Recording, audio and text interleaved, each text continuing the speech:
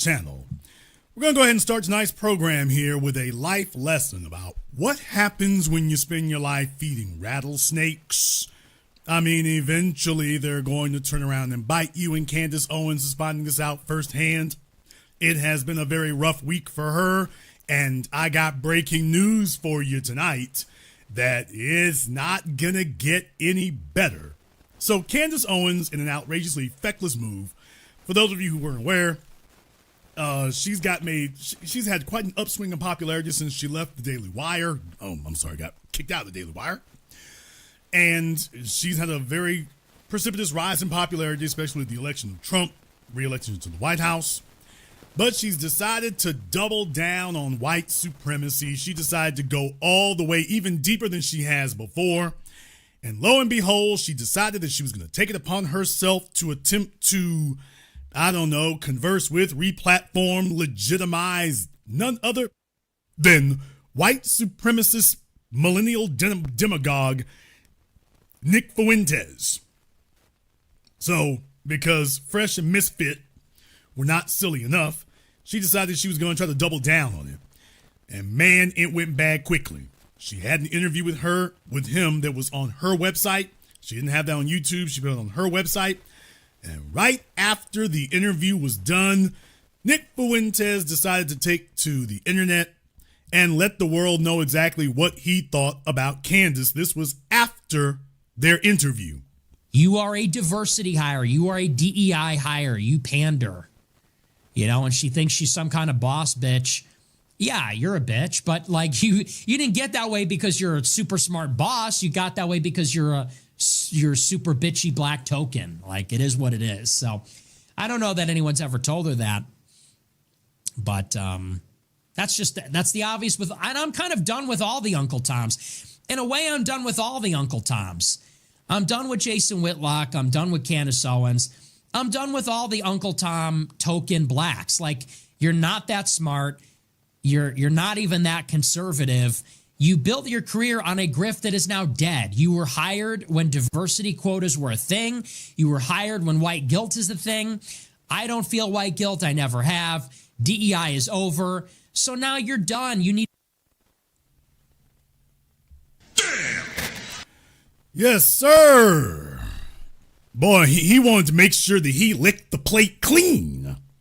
So he said, all you bootlicking Uncle Toms, not just Candace Owens. He said, I'm done with all of you. Calvin Candy said he is done with all of you. I'm through with the whole mess of you.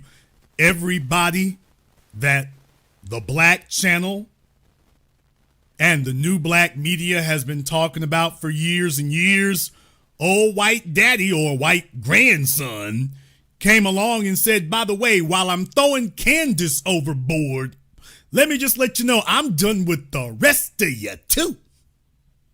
All of you. And please understand what precipitated this.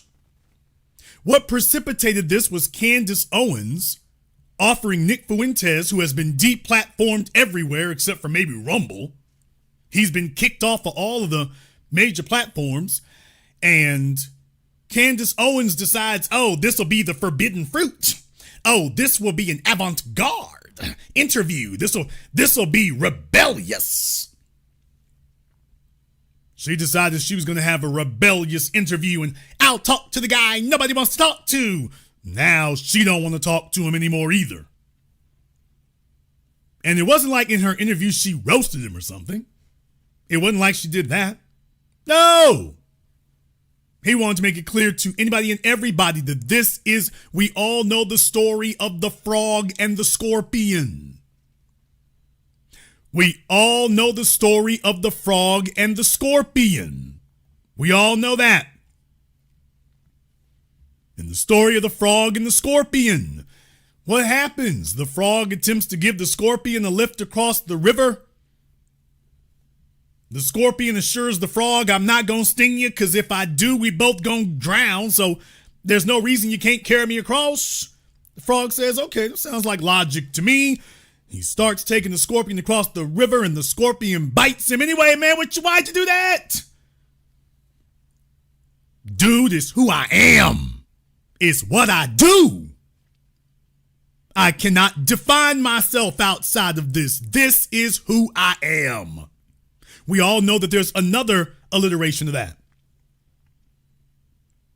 Like the woman who took care of the snake. The story of the woman who took care of the snake. She found a snake that had been run over by a car. She took the snake home. She fed it. She nursed it back to health. She healed it. And then one day she walked in there, and some people change it from snake to spider, but it's a venomous creature. One day she comes in there to pet the snake, and the snake bites the hell out of her. And she says, "You vicious creature. After everything I've done for you, why would you do that?" Says, "Woman, what's wrong with you? Didn't you see I was a snake?" The problem isn't with me. The problem's with you. Didn't you see I was a snake? It's what I do. I'm not a house pet. I'm a venomous, evil, vile creature. That's what I do.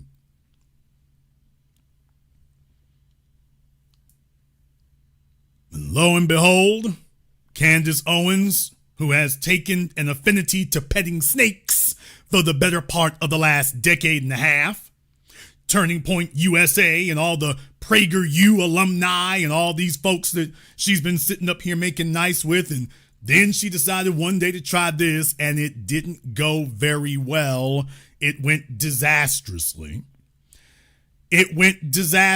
So Candace, rather than do something intelligent, of course, as usual, she doubles down on stupid because she hasn't had her fill of snakes. She attempts to go talk to Tucker Carlson. She goes to go talk to Tucker Carlson, of all people. That's who she goes to talk to. And of course, the two of them have some choice words about Nick Fuentes, because just like Candace, Tucker was trying to legitimize Nick Fuentes. This has been a movement by the racist right on the internet to attempt to legitimize the most outrageous most blatant white supremacists they can. So the Shiloh Hendricks thing, these folks here, I want to take a brief aside to explain to you the idiocy of this. What it shows you is that they didn't learn any of the necessary lessons of the last decade. In their impetuousness and their immaturity and their silliness, what they did was they went off and they decided that they are just so, I'm white and I should do whatever in the world I want to. And Jared Taylor told them no. Jared Taylor told, this is the reason why there was the split between Jared Taylor and Richard Spencer originally, which I covered in my last documentary, Race War. Well, my last documentary. Jared Taylor did not like Richard Spencer going around being this firebrand and trying to get internet views and internet clicks and get, engagement online, because he's like, man, you bringing the heat on us. You've got us in the spotlight. We're too incendiary, and this is gonna backfire on us. You got to ease this thing in. Just because you're in your feelings doesn't mean you go around rabble-rousing and burning torches. You got to ease this in, because otherwise you're going to push forward 2 steps, but the society is going to have an adverse reaction that will push us back 10 steps. So we have to ease this in. And we all saw what happened to Richard Spencer. Crashed and burned and annihilated and turned to ashes. Well, after Trump's reelection, a whole bunch of repressed white supremacists who felt like they had been required to not practice white supremacy as ardently as they wanted to, they decided they were going to go ahead and redouble their efforts because they've been sitting on this animosity all this time. And so they decide, well, we want to call folks niggers, and we want to call them niggers to their faces, and we want to push outright white supremacy. And by the way, Trump isn't enough. Where's Nick Fuentes? So they decided they were going to attempt to re-legitimize Nick Fuentes. And I don't like to make this analogy because this is giving him way too much credit. It really, really is. However, I do find it to be slightly apropos here. If y'all remember from the movie The Dark Knight, Christopher Nolan's movie The Dark Knight with Batman, when they said that when Michael Caine, who played Alfred the Butler to Batman, tells him these other folk, they gave their fate to a man that they didn't understand. In their attempt to come after you, they put their fate in the hands of a man that they didn't understand, the Joker. They didn't understand what he was really about. They were just so desperate to attack you that they handed themselves over to somebody who's a loose cannon who's going to blow up on everybody. And that was what happened to Candace Owens and Tucker Carlson in their gutless, shameless, pathetic attempt to re-legitimize full-blooded Nazi white supremacy. They attempted to find some weapon that they thought they could use to speak to millennials and Gen Alpha, and instead they turned themselves over to a loose cannon who turned around and attacked the both of them. You just heard some of Nick Fuentes' choice words, because those weren't all of them. He cursed her out and every damn thing else. I'm not going to play it here. But he went after her. He went after Tucker Carlson. He went after Tucker Carlson's dad. What? Oh, he went after Tucker Carlson's daddy. He went after all of them. Nick Fuentes said, I'm not here to help you. I'm here to take over. So they made an opening attempting to legitimize him, and he used the opening to stab both of them in the back. Here's some clips from Tucker Carlson's program, Fair Use, Tucker, You Sucker. By the way, fair use, dummy. That's just. Here's your next role. You're going to be president. So, speaking of theater, I just hesitate even to ask this, but because it just opens up all this stuff I don't want to deal with. But you just interviewed Nick Fuentes. I did. Or had a conversation with him. What did you think of that? What do you think of him? I mean, I can tell you my experience was entirely fraudulent with him. I never interview people as a gotcha interview. It's always just that he was making the rounds. He's been around for a while, and kind of his story, when I learned it, because he was banned from everywhere, so I didn't actually know what the backstory was with Nick Fuentes, but then I learned. Ho, please. Ho, please. Oh, please. Lie. Who the hell doesn't know Nick Fuentes' quote backstory? I mean, this is what happens when you're dealing with lying-ass bedwenches. They sit there, and if you think that you can speak honesty to them, you can't, because they're lying. They know they're lying. This is just the story that they give. So it's like talking to an attorney. Okay, if anybody asks you this question, here's the response you give. Why would she go talk to Nick Fuentes when she admits that he's been deplatformed, but I don't know what the story is? Well, why would you talk to him if you didn't know what the story was? You just go around talking to people first and find out what the issue was second? Hell no. And he just so happens to be one of the most anti-black racists that you could possibly imagine this side of Lincoln Rockwell. So, of course, she's a bald-faced liar. And by the way, take a look at her eyes. She's not even looking at Tucker. She's lying so blatantly that she's giving all of the facial, physical cues that you're a blatant liar. She didn't expect the interview to blow up in her face. This was going to be her plausible deniability. Well, I heard what you all were saying about him, but I wanted to talk to him myself to find out what it really was. There's no way in the hell that she's going to talk to you and she doesn't already know what you're about. What she's upset about is that it blew up in her face so catastrophically. So here she is blatantly just lying. I didn't know what it really, really was. The only thing she's upset about here now is that she put her eggs all in that basket. It was supposed to go one way and it went catastrophically the other. Do you think she's learned from her experience? I don't think so. That's just. Here's your next role. You're going to be president. So, speaking of theater, I just hesitate even to ask this, but because it just opens up all this stuff I don't want to deal with. But you just interviewed Nick Fuentes. I did. Or had a conversation with him. What did you think of that? What do you think of him? I mean, I can tell you my experience was entirely fraudulent with him. I never interview people as a gotcha interview. It's always just that he was making the rounds. He's been around for a while, and kind of his story, when I learned it, because he was banned from everywhere, so I didn't actually know what the backstory was with Nick Fuentes, but then I learned it when he was allowed back on X, and Jeremy Boring, who was then the CEO of Daily Wire, did this X live with him. And Jeremy Boring did an event with Nick Fuentes. it was honestly, it was weird. Everything was weird about what happened, but it happened. And Nick told his story, and I was listening in, and said essentially that he was canceled because he started asking questions about Israel. He was 18 years old, and he alleged that it was, very much the fault of the Daily Wire or whatever he said. And I found it to be very interesting. And I was like, oh, I actually didn't know this was the backstory. Like, maybe this really is a person who had, just ahead of everybody else, was questioning Israel and had like a bad hand given to him. Now, folks, Nick Fuentes' claim to fame is not, quote, questioning Israel.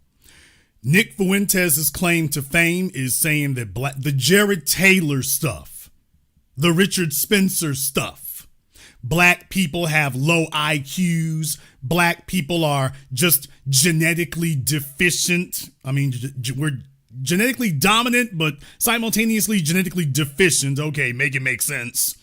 But that's Nick Fuentes' claim to fame, is saying that stuff. You can't look up Nick Fuentes without coming across that kind of stuff. Then, of course, he's a Holocaust denier. So it's the whole 9 yards about Jewish people and denying the Holocaust. And I mean, he's the full Nazi white supremacy, cocktail. That's his claim to fame. That's how he rose to prominence. If she bothered to look up why did he get deplatformed, that's the only thing that would have come up. That's all you would have seen. And yet she's telling you, well, I thought it was just, he was, asking questions about Israel. He wasn't asking questions about anything. He told you he's already got the answers. So she continues lying. By the way, you see where her eyes are pointed. So she's continuing to do this. So even physically, she can't even stop the tells. Her eyes are giving a blatant tell on her, and she can't even quit doing it, because this is how pathetic of a liar you have to be. It's just, this is so blatant and overwhelming, even she can't contain it. So I had him on the show, welcomed him into my home, and he was very nice. By the way, now there she is looking at Tucker, but take a look at how her eyes keep darting around. Yeah, we're going to have that discussion. Look at how her eyes are darting around in other directions. For those of you who know basic psychology, this is what they call a tell. In gambling, it's a tell. This is a basic tell. You're lying through your orthodontist placed teeth, or are those veneers? What? Auntie, chill! She's lying so blatantly, she's having such a conflict in her head that she can't even look at the person she's talking to, because the person she's talking to is lying. He knows that he's lying. She knows she's lying to him, and they can't even, this is how overwhelming psychologically it is to them. They can't even contain it and act like they're telling the truth. Their bodies won't even let them. We told him we're going to cut a controversial trailer. We're going to show you like these clips of you talking trash about me, and you can talk about whatever you want for as long as you want. Ask any questions you want to ask. It went great. He left. He said, thanks. We can now be friends. And I am not kidding. We published this 11 days later, and I don't even know how to, he just starts screaming, calling me an effing bitch, who set him up. We didn't edit a single thing. Those 11 days, like 2 weeks before we even published the interview, we told him if there's anything that he wanted us to insert. Like, nobody does that if you go on their show. Yes. And I genuinely don't know what triggered him, other than me at the very end asking him about or talking to him about family. And it was just the rage that was coming out of him was just weird. And I don't know why he did that. I don't know why he did a 180. You had access to me. You could have said anything after. Even if he had said in good faith, I thought I sounded a little weird here, could you cut it out? We probably would have cut it out, because I just don't want people to ever not have a good experience coming on our show. That. You know what I'm saying? So even if he had told her, I feel a little weird here, I want you to, so she was going to give him final cut of her interview. I'm a documentarian. I don't give people final cut. She's sitting here telling, is she trying to tell us that she was going to give Nick Fuentes final cut of the interview that so that he could craft it to whatever was most flattering for himself? Is that what she's saying? Because if that's what she gonna say, then for anybody else she talks to, they should expect the same treatment. So you can't give preferential treatment to the white supremacist lackey over there, baby. If you're going to say that to Nick Fuentes, you got to give that to everybody. That they get to have final cut and craft the interview into the manner in which they think is most flattering to themselves. So, folks, remember what I told you all. If you want to know what a black person thinks, particularly a black ass-kissing coon like Candace Owens, put them in front of a white person. And they will tell you all the secrets that they would conceal with somebody else. You want people, I'll speak for myself. When I invite someone on, especially just to hear their views, I want them to be able to express what they actually think. Right. Exactly. And you decide what you think and you decide how to express it. I mean, that's like a basic human right. Kind of. Okay, but deciding how you think doesn't mean that they get to remove things from the interview. White supremacists are just pathological, degenerate liars. Saying what you think means that I include everything you say. Saying what you think doesn't mean you get to come back after the interview. Ooh, that didn't go very well right there. Just take that part out. That's not expressing yourself. That's editing yourself. If you are not willing to stand behind your words, don't say it.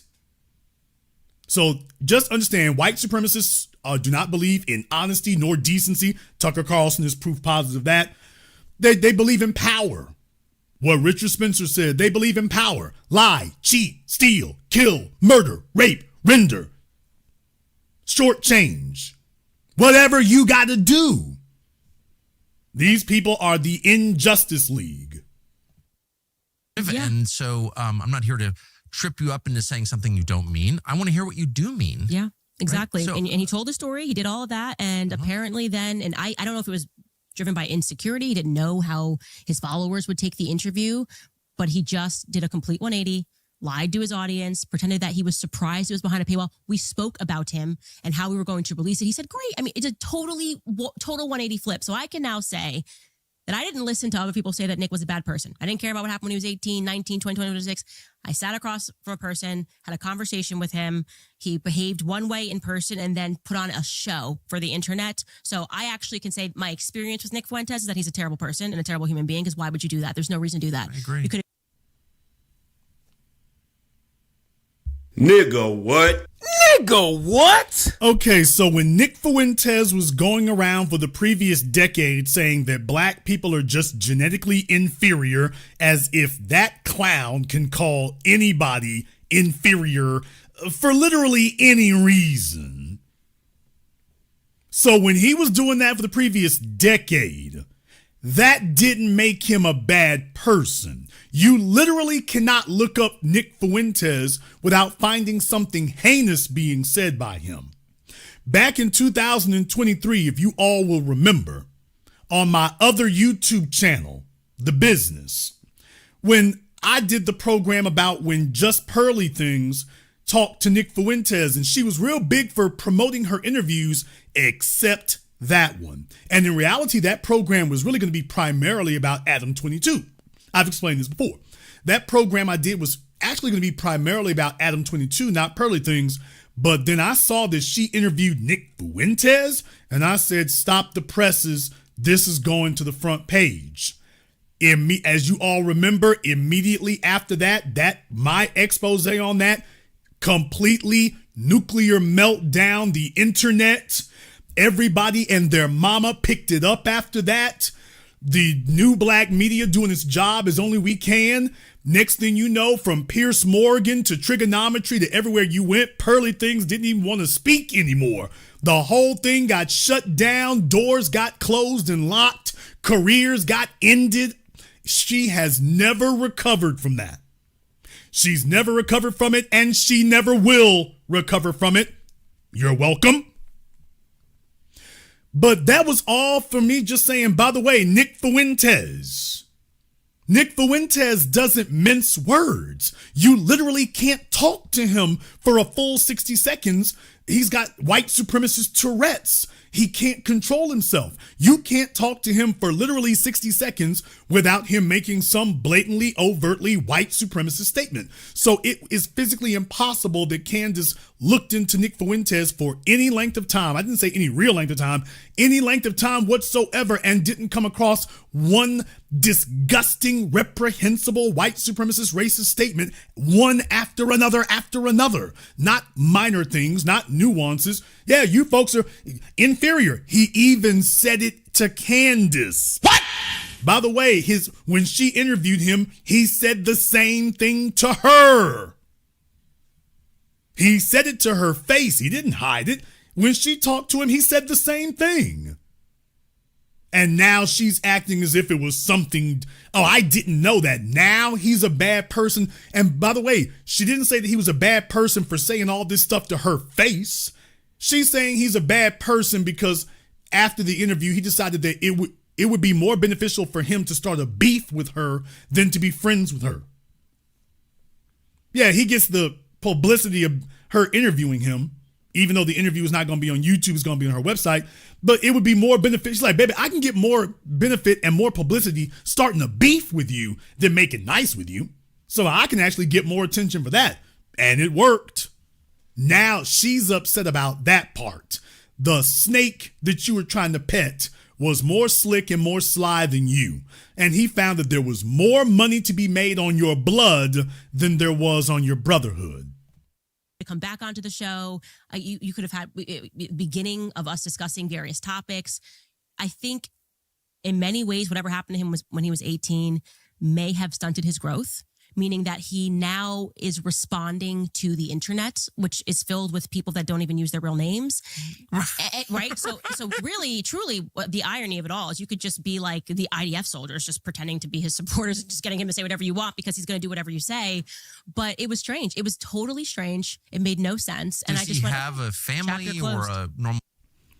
I'd like to take a brief aside about what Candace just said right there. By the way, hey, Candace, since you are discussing about people using their real names, you're not using yours.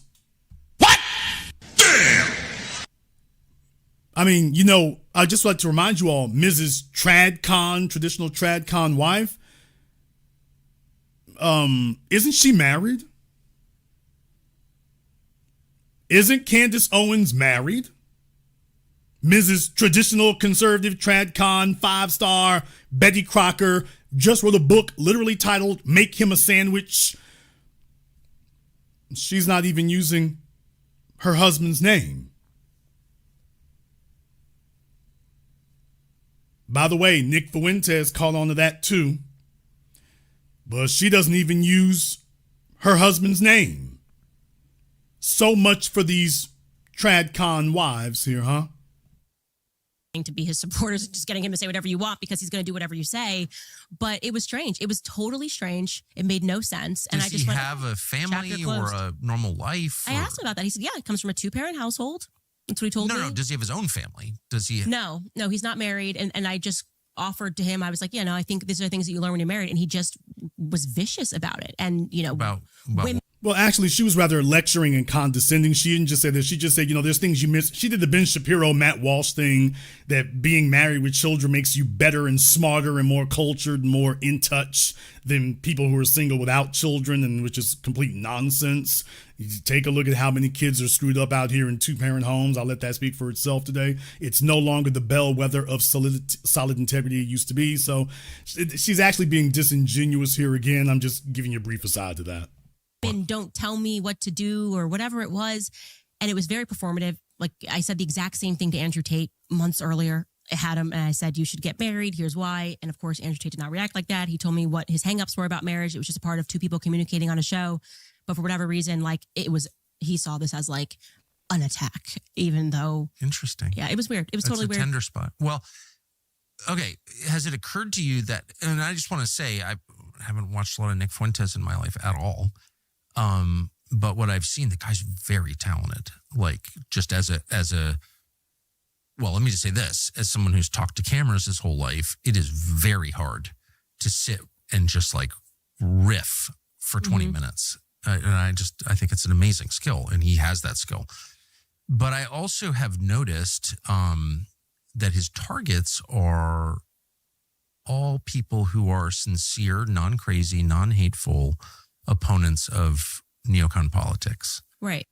Oh, so Tucker says the quiet part out loud. His issue with Nick is that, hey, you're attacking the good guys. So as long as you thought that Nick could be a faithful, obedient hellhound and attack dog for you, you were willing to attempt to legitimize him. Yeah, they were willing to try it when they thought he could be dependable. Now that they found out he's not dependable, he's a loose cannon, now they want to try to put the damn genie back in the bottle? Now they want to try to recontain him. They let him off the leash. They replatformed him. They attempted to legitimize him. Now that he bit them, they want everybody to delegitimize him all over again. That's not the way that works, Tucker, you sucker. You don't get to try to legitimize him, and then if it goes bad for you, okay, everyone, he's delegitimized again. Hold on a second. He was delegitimized all this time. You did all this work to try to legitimize him again. Now we're supposed to turn in 7 calendar days. 1 minute he was cool. 7 days later, okay, he's not cool anymore. It doesn't work that way, dude. It doesn't work that way. You created this monster. The re-legitimized one. You created this monster. We gonna sit back and let Frankenstein rip you to pieces. So you have to kind of wonder about that. So Nick Fuentes is like, oh, I don't like the neocons. But then his targets are J.D. Vance, Joe Kent. He got involved in Joe Kent's campaign with a super. Oh, yes. You, me. And it's like, what is that? Dave Smith. Dave and I asked him about that because that's a question that I had. So I did the right thing by asking him to his face. What's up with this? Like, why do you attack Dave Smith? You say that like your biggest critique is that America's being controlled by Israel. Then you have Dave Smith, who has been such a sound voice. And by the way, opposite experience with Dave Smith. Have my podcast. He's a fantastic human being. Dave Smith is one of the nicest people fantastic ever. Human. Yes. And so I judge people according to my experiences with them. And so Nick is being judged according to my experience with him. But like, what is this? I don't get Where it. does I don't the funding understand come it. from? I probably shouldn't even say this, but the only reason I know who he is because someone sent me a video a few years ago of him attacking me. And I was like, so I'm looking at this. Lie. These people are just pathological, degenerate liars. Now, all of a sudden, Tucker's telling you he doesn't know who Nick Fuentes was. So you all are just mentioning somebody out of nowhere. You're talking about him out of nowhere. You never heard of him before. Tucker was in news and commentary on cable TV. It's his job to know these people. Anybody who covered Charlottesville knows these people. So this is how pathetic they are. They bet all their chips on Nick Fuentes. They were just confident that he was only gonna bite us. Then when he immediately says, you know what, there's not enough money to be made biting on niggas over there. Let me take a big juicy chomp out of you. There's where the real bread is. Now, all of a sudden, I didn't know who he was. No, not really sure about that right there. How'd that happen? I never heard of it before. But yet you're vouching for that he needs to be heard. How can you say that he needs to be heard and you haven't looked into him to see if it needs to be? I don't know enough. So you're not going to research him first to find out what he's really about? What if he gets on your program and says, you know what? Everybody needs to eat their own toenails and lick doorknobs. What? These people don't bring anybody on that they don't know. But just remember, as stupid as they are, like the last unicorn, they let their doom in through the front door, but it will not leave that way. And I'm like, well, first of all, this kid's really talented, like legit. And I can assess that just having done the job for so long. So it's like, wow, lots of talent. Okay, then Tucker, you did. Now, Tucker has just proven he's lying. First of all, Nick Fuentes proved he was lying about his dad. His dad, was CIA. And Tucker said he didn't know. And there's interviews going back showing that he did know. So Tucker just, this is on White and I Say Toes to a crazy extent. They're not used to being fact checked. They think that the video is not going to be retrievable. They think if you don't have access to the archives, I guess, of CNN or whatever, that the video is not retrievable. It's retrievable. Spoiler alert, Tucker, it's retrievable, and it's already out there. So now he's telling you that he knows Nick Fuentes was really bright and really capable. But Tucker, you just said you didn't know anything about him. First, I didn't know anything. Oh, he's really bright. Really bright about what? Saying that black people have degenerate IQs? That's the only thing he was saying. Native talent. And he's attacking my dad as a CIA, his dad's in the CIA or whatever. And I'm like, well, that's no, untrue. Then my father dies and I learn actually, yeah, was involved in that world. What? Okay, so Tucker, this is the problem, is that Tucker is used to being at Fox or CNN where you can be insulated when you start lying. He's not used to the idea that, yeah, people are not going to be impressed you from cable TV, and now you're in an environment when you start lying, you get caught. So he literally just told you all, he said my dad was in the CIA? No. And then my dad dies and I find out, oh, he was in that world. So right there within 10 seconds, he's trying. These are people who, white supremacists are not smart, folks. They're not smart. They're not witty. They're not geniuses. They never have been. What they are incredibly pathetic liars. And their job is, I'm white and I say so, tell a lie, shut everybody else up. That's the only tool they have. Tell a lie and shut everyone else up. The worst thing in the world that can happen to them is tell a lie and, okay, my turn to respond. The worst thing, the most frightening words for white supremacists to hear is, okay, my turn to respond. That's when everybody goes into a blind panic and starts screeching for their mammies. And Tucker just showed you within 10 seconds, yeah, getting a white supremacist number is very easy. If you're paying any attention, getting their number is actually very easy. It's only if you're very intellectually lazy or can't be concerned or didn't look yourself. That's the only reason you wouldn't catch them.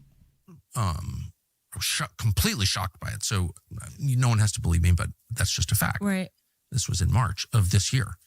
And I'm like, well, how the hell would this child from Chicago, my dad was 84 when he passed. Like, who does this guy know who my dad is? And like, he's in intelligence. How would he know that? And Wait, so that was his critique of you? Because I didn't see it. It yeah, was someone just sent me this video and it was like, you can't believe anything Carlson says because his father was in the CIA and he's a CIA working on behalf of the CIA. Well, I mean, I think it's pretty obvious, and I actually feel emotional in my anger towards CIA. Now, for those of you who don't understand why Tucker is going into this little rant right now, it is because what Tucker is trying to do is he's trying to imply or outright say that, well, now that Nick Fuentes has bitten him, Nick Fuentes, he's being funded by somebody.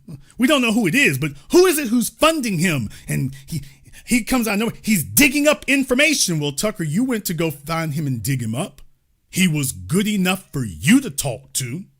Now you want to imply that because he's turned around and bitten you and talking about your pappy, that all of a sudden, well, who's paying for him? Someone must be financing Nick Fuentes. He's digging up information on my dad and going after J.D. Vance. Who's paying him?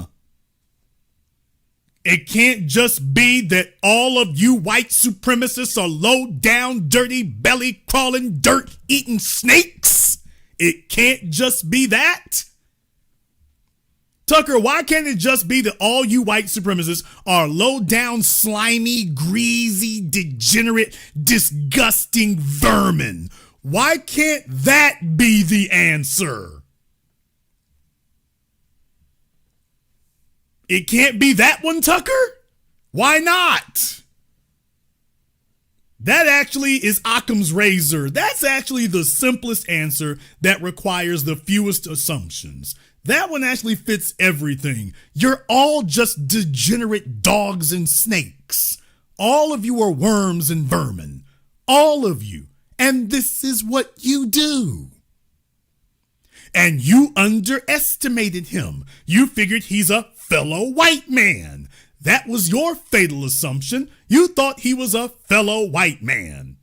And as I have told you all for decade after decade, if black people disappeared tomorrow, The white supremacist penchant for conflict would not go away. They would simply do what they have done throughout history. Conflict would continue. They would now simply turn their spears and their swords on each other. That's all they would do. And I think that comes out on the air quite regularly. Right. And so the idea that I'm working for the CIA is like deranged. Well, if it helps, he said I'm funded by Russia now. Since the interview, he then did a thing and said I was funded by Russia. But you would be okay. a lot more likely to take Russian money than I would be to work for the CIA. What? Well, that wasn't very flattering, Tucker. Well, Candace, you would be more likely to take money from the Russians than I would to join the CIA. She would, Tucker. Tell us more. That wasn't very flattering. I don't think that was a very flattering thing to say right there at all, Tucker, to be totally honest.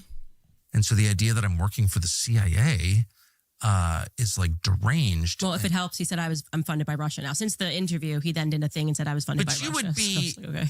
a lot more likely to take Russian money than I would be to work for the CIA, because you would never take Russian money and you're not Russian. But in case y'all didn't think he caught that, he's like, oh, wait a minute. I told the little bedwench hoe what I really think. He did the little white massa thing right quick, and he knows she gonna go along with it. He didn't have to clean it up, but he went into white massa mode right there. He let her know who the boss was. He called himself, who hell him? Well, I said the quiet part out loud. Went into white massa. Went Calvin Candy on her. But I mean, I really hate the CIA. And I mean, Right. I mean, that's like very offensive to me. So why would you? It's like personal for you. Well, a little bit. Yeah. And anyway, like, who is this kid exactly? Mm-hmm. And maybe it's just an accident that the guy exclusively goes after people who are in the same, roughly the same. And then he gets up there and he's like, making Holocaust jokes. And it's like, is it possible that this is like David Duke? And David Duke, every time I had a new show, David Duke would endorse my show. I don't know. Who the hell is David Duke? Well, David Duke is obviously part of a campaign to discredit people on the right. Okay, Tucker, you've never gone after David Duke. You've gone after innocent black people. You've attacked innocent black people at every turn. You've never gone after David Duke. That's never occurred. So you know who David Duke is full well. He's the guy you've never gone after and never attacked. Innocent black people, however, you've made certain to do that. Never missed a moment to do that. So there's very little daylight between you and David Duke. Don't get upset now because you're on their hit parade for them to go after. Obviously. And I think it's very obvious that Nick Fuentes is exactly the same. Doesn't mean everything he says is false. It doesn't mean he's not talented. He's enormously talented. Doesn't mean he's a bad person. I'm not attacking him personally, but he is clearly part of a campaign to discredit non-crazy right voices. So he just said it doesn't mean that Nick Fuentes is a bad person. That's interesting because Candace is firmly convinced he is. And Tucker just turned right around and said, well, I mean, it doesn't mean he's a bad person. These white supremacists, y'all need to understand, conflict for them is as natural as pass the butter at the dinner table. So don't you take this quite as seriously as they do. Conflict for them, backstabbing, destroying each other, destruction and mayhem is as natural to them as pass the salt. It's the cost of doing business. They all speak the same language of savagery. They all speak the same language of barbarism and savagery. So that's why you see him already smoothing it over, because this is their language. That's obvious to me. I've been around a long time. I know it when I see it. Yeah, and I will say I don't understand it. We were very kind to him. Like, I truly, we almost said, we felt maybe he was a bit lonely. We should invite him back for dinner. I mean, that's how good of an experience I had. Clearly it's and then it was a 180. So it's either it's being driven from a little boy insecurity, and he just was so worried that he just went on the attack because he doesn't know how to have normal relations after being banned everywhere. Well, I think there's that could be one element. The angry gay kid thing going on. Yeah. Or it's the What? Yeah, that right there. Tucker says this a couple of times, by the way. I think there's that could be one element. The angry gay kid thing going. Yeah, for those of you who missed that, the angry gay kid. Tucker's going to actually say this a couple of more times. The angry gay kid. Alrighty then. Yeah, or it's what you're saying, where he does this, he's lying to everybody and pretending that things are one way when it's not. I can say why is he lied. attacking Joe Kent, who, I mean, Joe Kent worked as a CIA contractor, paramilitary contractor. He was in the U.S. military for years fighting our neocon wars. And his wife was killed in Syria in one of those wars. Joe Kent is the single most sincere critic, and I would say the one with the most credibility in the United States to say this foreign policy is bad. It killed my wife. I was a part of it. Joe Kent is actually someone the CIA doesn't like at all because he understands how it operates. And for Nick Fuentes, who's like some child from Chicago, to go after him specifically, one congressional seat in Washington State. It is random. It's not random, though. It's the opposite of random. Joe Kent was number one on the list of people they wanted to knock off, people who believe in our neocon foreign policy. They wanted Joe Kent out because he could stand up and say, I actually know. I've got the receipts. My wife was killed in Syria. You had to take that guy out. And Nick Fuentes, this child, this weird little gay kid in his basement in Chicago. Damn! Yeah, like I said, he actually says that phrase a few more times. So Tucker wants to hammer home weird little gay kid, weird gay kid. Tucker wants to hammer that home. Oh, they fighting dirty out here in the streets, y'all.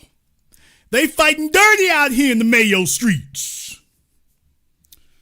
Yes, sir, they have dropped the polite tones. They pulling out the heavy artillery now. Only thing they left out was nigger lover. What? That's the only one left out. I guess they're all reserving that for Candace, but they yanking out the heavy artillery now. Oh, they going there with it. And by the way, speaking of Dave Smith was just on a program where he was got into an ugly debate argument with a dude, called that fella the F word. Damn!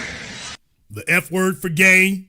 For YouTube, I don't want to throw that up there real quick, but he calls the dude the F word. And they get into it, and he's like, they want to fight. And I'll see you little F it. Okay. So, yeah, y'all, the gay thing. You thought, to all the LGBT folk who thought it was going to stop with us. Some of the LGBT folk who thought, oh, don't worry, they just going to hammer the niggas. No. Everybody going to get it. Everybody going to get it. You are on the menu. Ain't going to be no escape. You on the menu too. So, all right. The only difference is we never sold our souls. So, we're not on the menu like y'all are there. If you all agree, give me the thumbs up emoji in the chat room and hit the likes button for me. There's over 5,000 people in here live on the nice program to get the unapologetic, unadulterated 720 degrees of analysis you'll receive absolutely nowhere else. We got over 5,000 people in here live, but folks are not liking the program. Am I offended? Do I have a bunch of Candace Owens listeners? What? Well, maybe I do. Maybe I do have a bunch of Candace Owens listeners in here tonight. Oh, it might get bad. I don't know. It might get bad. Okay. Well, it is what it is. It is what it is. Well, I would like to tell you that it stops there, but actually, no, it doesn't. No, it does not. It doesn't actually stop there. It actually goes a little bit further. There was another clip that another YouTuber had put up here. So some of these folks, they were saying these things here, and Nick, he had a few more things to say, and I want to play that for you all because during his rant there, he had a couple of other things to say that really hit home. Really hits home here, and the Candace Owens viewers are not going to like that very much, but it is what it is. And what he does here, I want you to hear this and see this for yourselves. He goes up here, he says this, and this is all going to sound very familiar. Very familiar. Apparently attention seeking. They all want to be Hannah Montana. Now, if you're a woman that is kind of mid and not talented, you'll get into politics like Candace Owens. If you're a woman who's not really beautiful and you're not a good singer, you're not a good actress, how do you make a bag? Well, you go in as a female conservative. And people. For a guy who hates black people, then he sure does adopt a whole lot of our vernacular and slang. But, I mean, you want to talk about not having a culture, Nick? Hey, Nick, by the way, you want to know who has a culture? Yeah. Just saying. When you start appropriating like that dude, even for the blatant white supremacists, yeah, you want to know where a culture is? Yeah, right there, buddy. Right there. If you could have said it better with another vocabulary, you would have done it. Bend over backwards. Oh, a female conservative. Do you know how many horny, like, boomers love to see a girl at CPAC? She don't even need to be that hot. But for all these horny boomers, these, like, pervs that don't know their Facebook comments are public, they're on, like, a porn star's, like, Instagram profile saying, I love you, baby. You're so hot.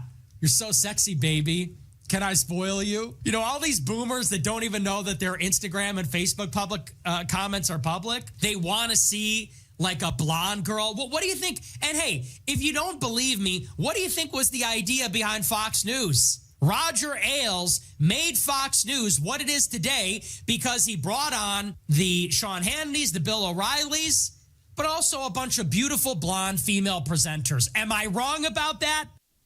Okay.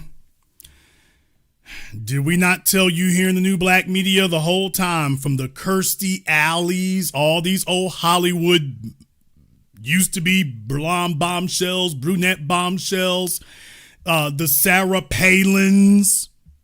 What? I mean, we're talking about straight up beauty queens and beauty pageant contestants and beauty pageant winners.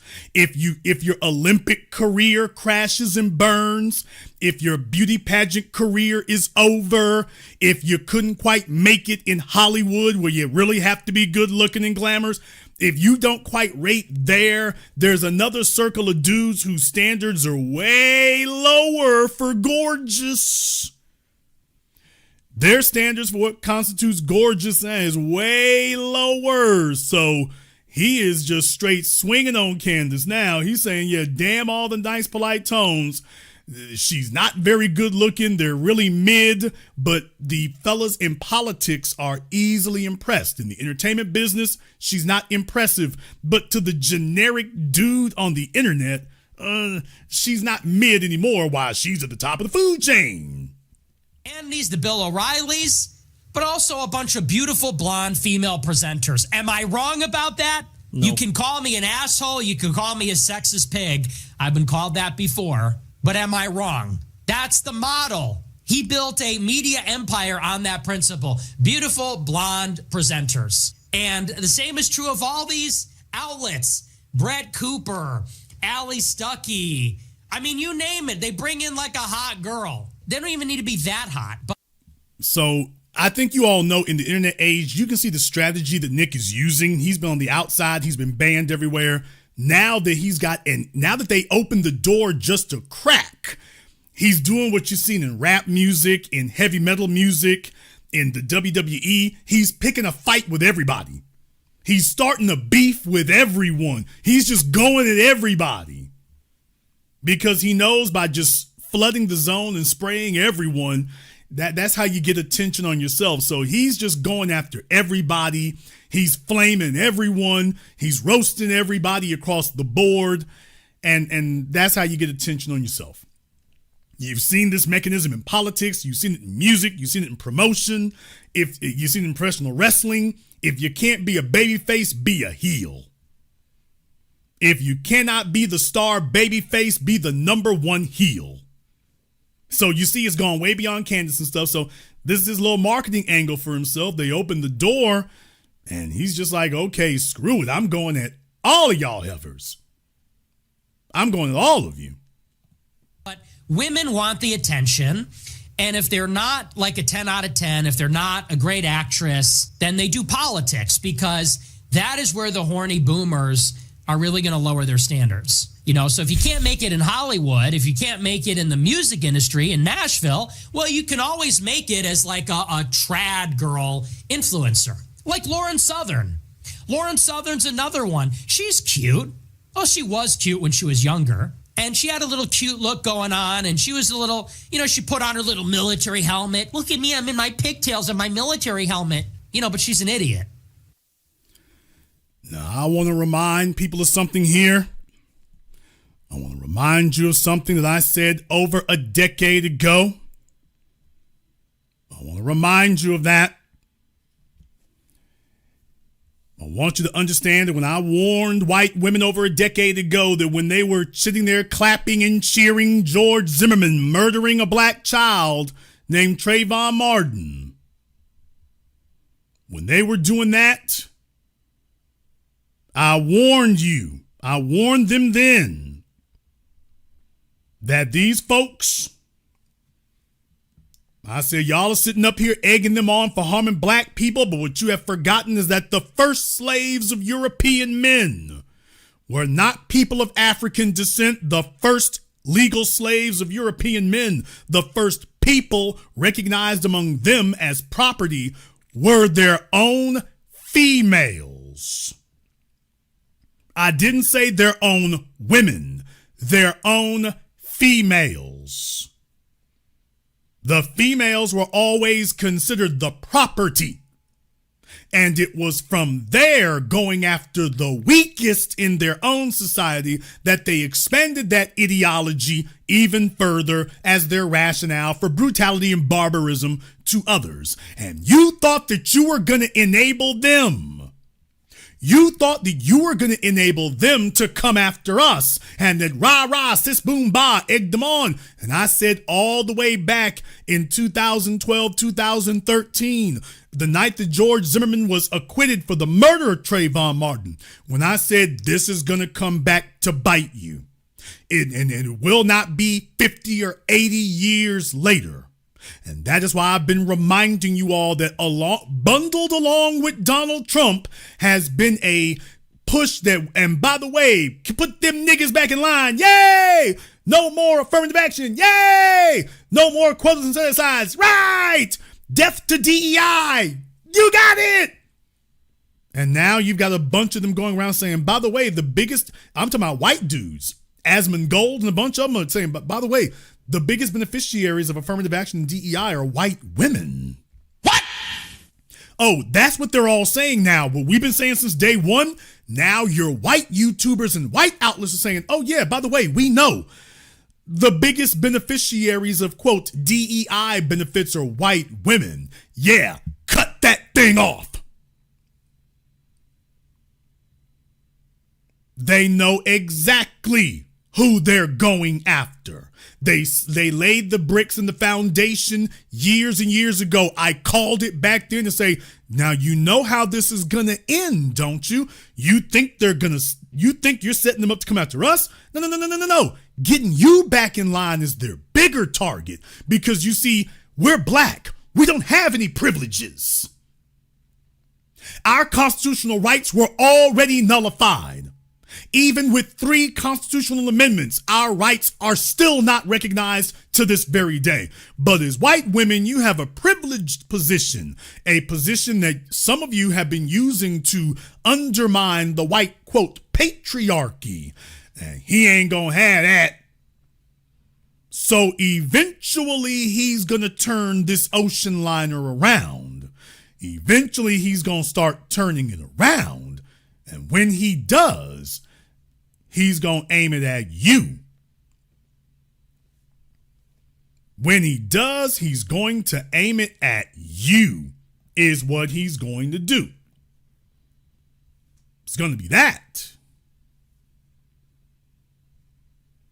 Well, ladies and gentlemen, brothers and sisters from around the world, when you take a look at the incident earlier this year, the Black Hawk helicopter outside of Reagan Airport that hit that jetliner coming in, before the flames were out, they were blaming white women. Gretchen Carlson and them were trying to circle the wagons and rally the troops. They were on the internet. We already did that program. They were openly targeting white women in the alt-right, white supremacist media outlets. They were on YouTube, on Twitter. They were all their personalities and influences. They were targeting white women. They said, yeah, Ain't no, there's no black people here. Yeah, there's just you white girls. We're coming after you. And if you thought that was just a momentary aberration that would eventually subside, yeah, they're showing you, oh, hell no. Batten down the hatches is foot to the floor. We're going to keep pushing on this till we get the job done. Well, old Candace, as you can see here, was taking it on the chin. It's not going to get any better because by definition it simply cannot get any better.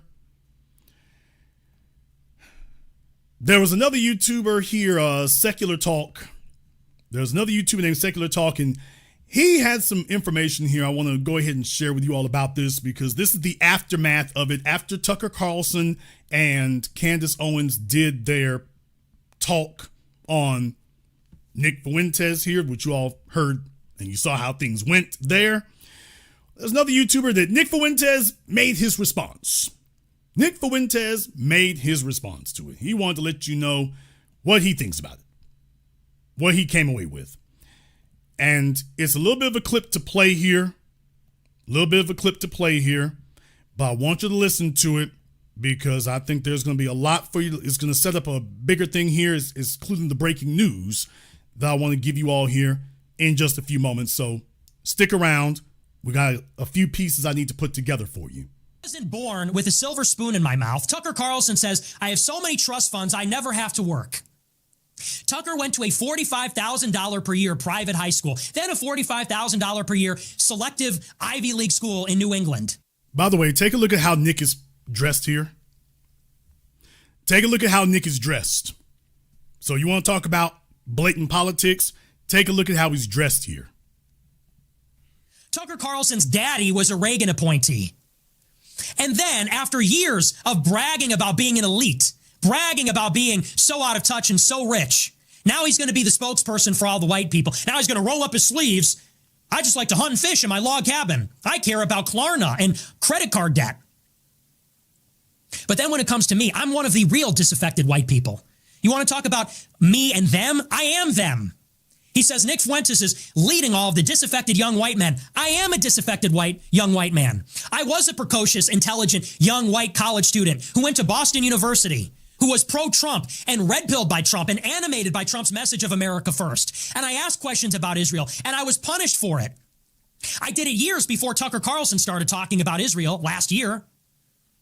And I sacrificed, and I was targeted by the ADL, by the SPLC, by the federal government, by the conservative movement that both Candace and Tucker were a part of. Candace and Tucker had nothing to say about Israel until it became unavoidable last year. Not popular, but unavoidable. And now they want to gatekeep me out and do this personality attack and say I'm a bitter loser in my basement from Chicago. I'm a kid from Chicago. And they slipped up there because they forgot for 1 second that they're pretending to be the spokesperson for exactly that kind of person. Tucker's mask slipped, and he forgot for a minute that for 8 years he's been pretending to care about the plight of weird kids in their parents' basement who are broke and didn't go to an Ivy League school, living in cities that don't matter like Chicago, not like Washington, D.C. or L.A. or New York. And that's why he had such disdain and contempt for me in that moment. Between the personality attacks, he's lonely, he's weird, he lives in a basement. I'm sorry, did you guys forget that that's your target audience that you're trying to pander to? Did you forget that for 2 seconds? Look, I'll hand it to Nick. That's a good rebuttal. Because it is true, Candace and Tucker, they pretend like, yeah, we're the voice of the disaffected young men, right? And in their case, young white men, right? And this is Fuentes being like, that's who I am, and you're shitting on me. What are you talking about? You don't represent these people. However, and this is where Nick fucked up. You know you done fucked up, right, Nick? You know you done fucked up, right, Nick? You can't swoop in now and say, I am actually the savior of the disaffected young white men. I'm the savior of the underclass, the downtrodden, the forgotten, the poor. That's what I represent. I will fight for them like others don't. Because guess what? It's like he forgot that he's also been on tape for fucking years. Here's what Nick Fuentes really thinks about the disaffected underclass. Ready? The people of this country are furious. They don't like my hatred for the poor.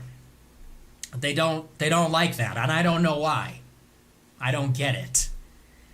But I don't care, because I do fucking hate the poor, and I hate poor people, and I hate poverty, and I'm sick of lying about it. I'm not gonna pretend that I don't, okay? I love the rich. I don't have any animosity for the rich men of America. Damn! What? Damn! Well, by the way, Nick is dressed a bit differently here, isn't he? Yeah, he's dressed totally differently now. Not wearing the brawny man shirt there, channeling Matt Walsh or Joe the Plumber or whatever. Lamar Alexander, anyone remember him when he ran for president? The plaid shirts. That's supposed to be the uniform of the working class. When's the last time you saw a white male wearing one of those shirts anyway, by the way? A white male under the age of 40. When's the last time you saw a white male under the age of 40 wearing one of those shirts? So it's like from the costume department. You want to talk about people who are not in touch with the real world. This is a millennial who's trying to fake his way to authenticity. It's like, by the way, dude, you're not even dressing like the white dudes that you're trying to touch bases with or appeal to. You're not even dressed like them. All of you are fakes and phonies. Everybody's trying to figure out how to grift their way in. They're all fakers and phonies. However, it doesn't end there. You see, Candace has had a rough week, y'all. Candace has had a rough week, and she would love to hear that the week is over, but Candace has some very, very ugly news that she's about to wake up to tomorrow. Now, I want everyone there, you probably will already figure out what's going on before we get started. I want to go ahead and show you here something first. There's a guy named Ian Carroll. Now, I didn't know who this cat was, but I think he's been on Joe Rogan's program. He frequents in conspiracy theories, really way out. Anything, the stuff that Art Bell used to do back in the 90s and the early 2000s before he died, this guy has taken it to the internet, and this is his shtick. Any UFOs, aliens, black sites, just any conspiracy theory you can think of, this is your dude right here. MK Ultra, Majestic 12, you name it. This is your dude. You should also know that Candace knows who Ian Carroll is too, because he's the guy that she brought over to host her program for the better part of a month while she was on maternity leave. Damn! What? Damn! Auntie, chill! Well, I'm so glad to hear that, Candace. Your good buddy Ian Carroll, who you turned over your brand new YouTube program to host it for you. Well, he put up a video just a few hours ago, not 24 hours ago, a few hours ago before I started my program here tonight. He put up a video a few hours ago titled, America First Breaks the Internet. Fuentes, as in Nick Fuentes, goes mainstream. So Mr. Carroll is polishing his white supremacist credentials. I'm very glad they're all coming out in the open with it. But he's talking about Fuentes goes mainstream. Interesting, Mr. Carroll, because, as of a few days ago, the woman who was promoting you, Candace Owens, who you were, big on her program there. She gave you a big boost, man, a big platform. And I hope you're very grateful. I sure hope you don't say anything today after Candace has made it very clear that her and Nick Fuentes, oh no, we absolutely ain't getting along.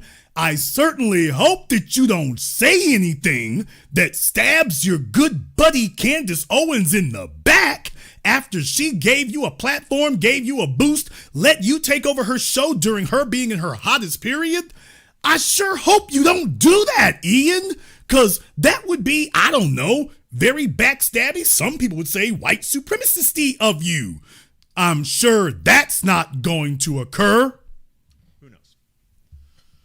And now, on to Nick Fuentes and the main story of the week, in my opinion, in probably most people's opinion.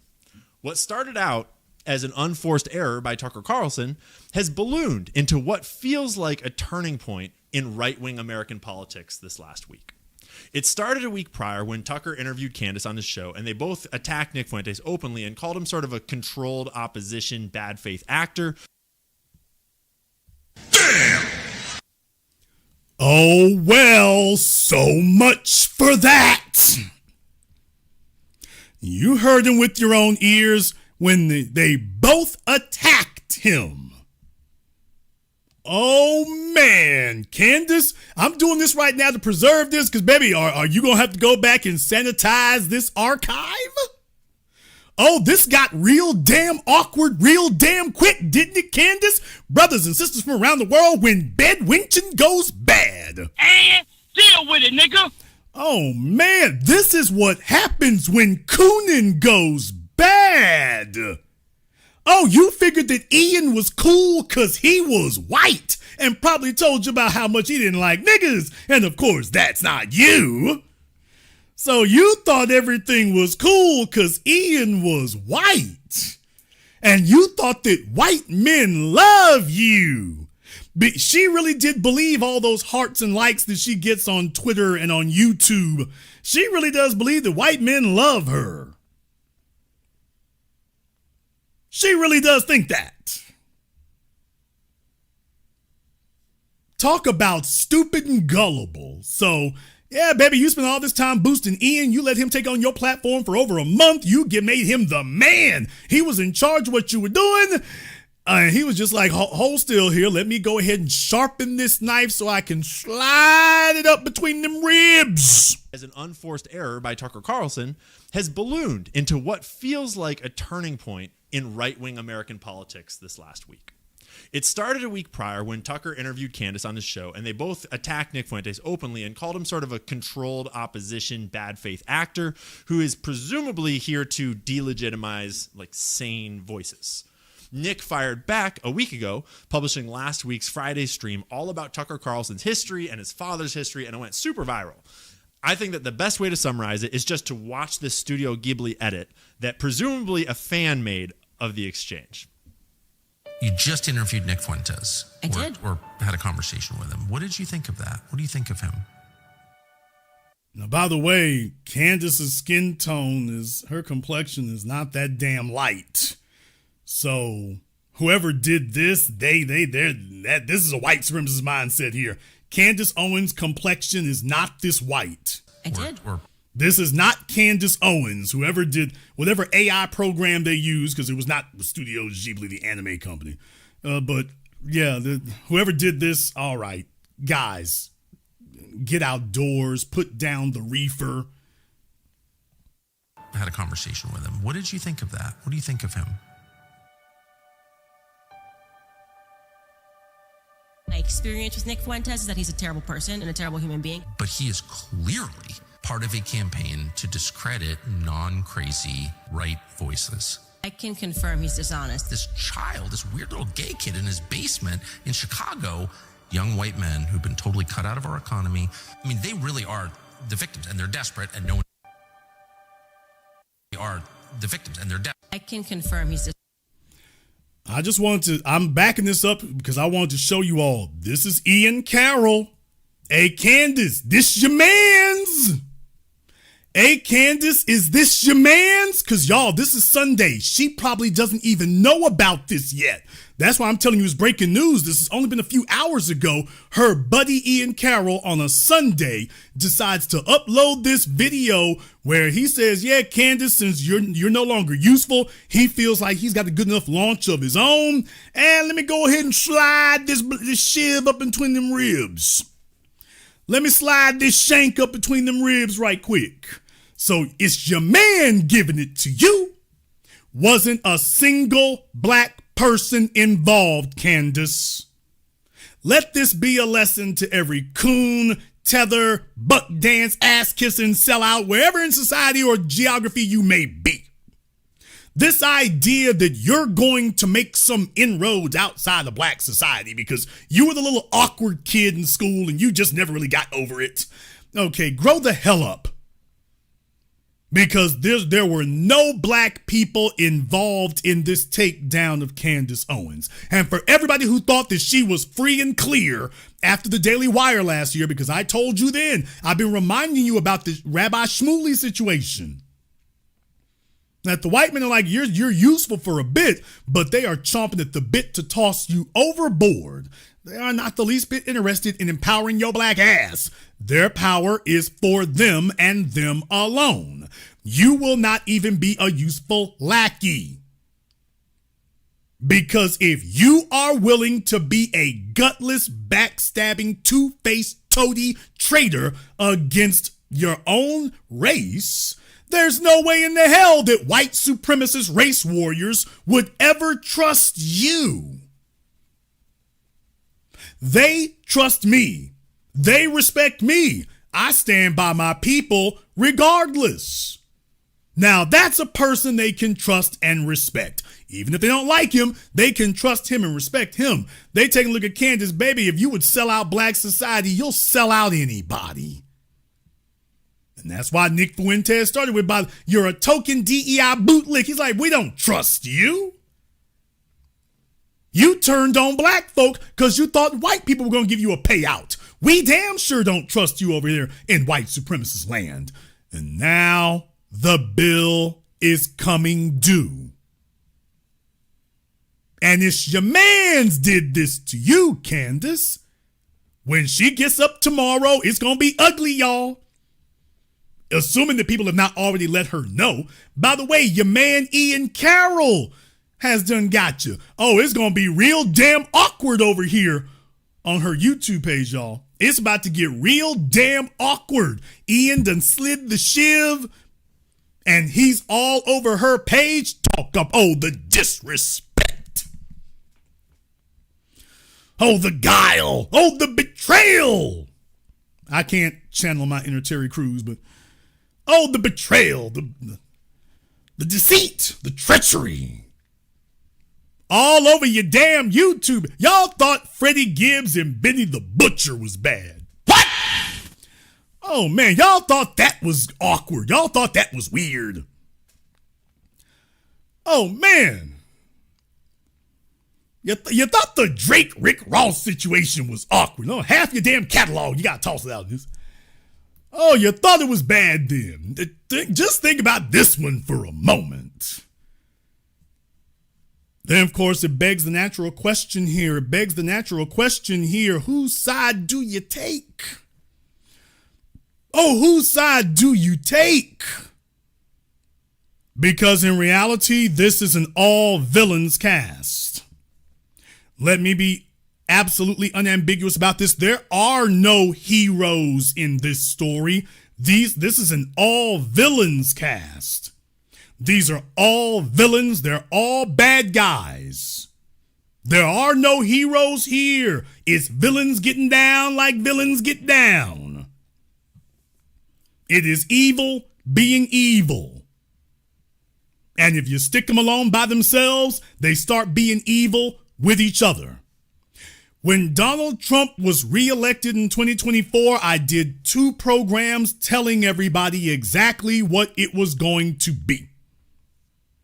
I told everybody exactly what it was going to be. And what I said to folks was, understand something. These folks are going to go after each other because they've been empowered. They will have an alliance of rivals just long enough to get back to the White House. And as soon as they are empowered, they're all gonna go at each other. Vivek Ramaswamy was the first overboard because, of course, you are the non-white sacrifice. And immediately after that, Katie barred the door. It's a knockdown drag out. It was a war against all. Exactly what it was, a war against all. Everybody going after everybody.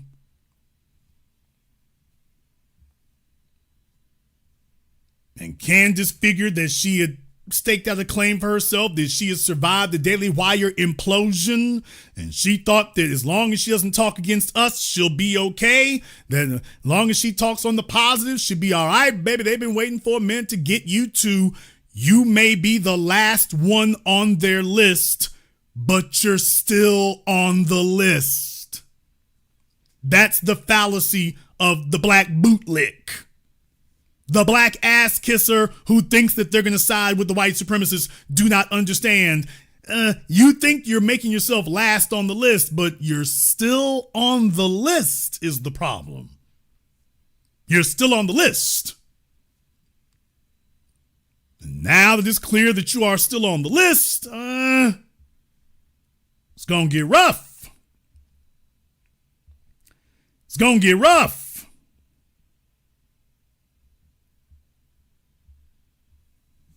It's going to be a tough place for you to be. Going to be a tough place for you to be.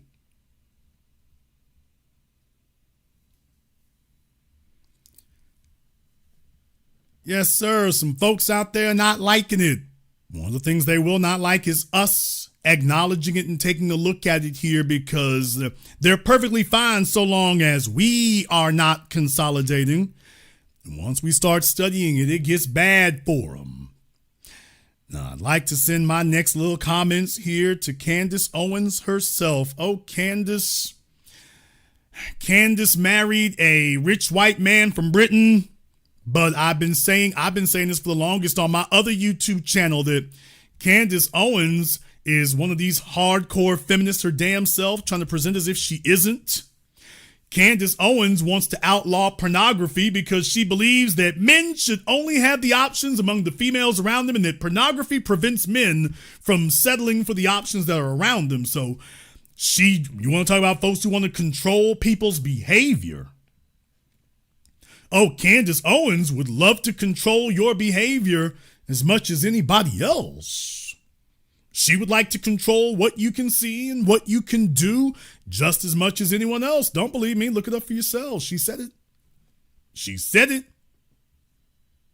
She hasn't said a word about these laws trying to say that, oh, you have to be 18 years old to access a website. What we're seeing in Britain now is that 18 years old, they said it was just going to be for pornography. Now they're saying it goes for Spotify, YouTube, any adult content, not just pornography. Oh, that's an adult song? You need to upload a copy of your driver's license to prove that you're over 18. Candace Owens is very much in favor of those kinds of laws. You see, she believes that now that she's gotten her ticket, she got old boy to become an American citizen. See, she pulled the Meghan Markle smooth. Oh, Prince Harry ain't got nothing like. She pulled the Meghan Markle smooth. She got that dude to leave Britain and get his American citizenship.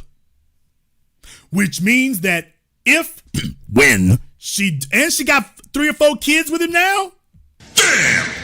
Oh, that's it. She's part of the damn family fortune.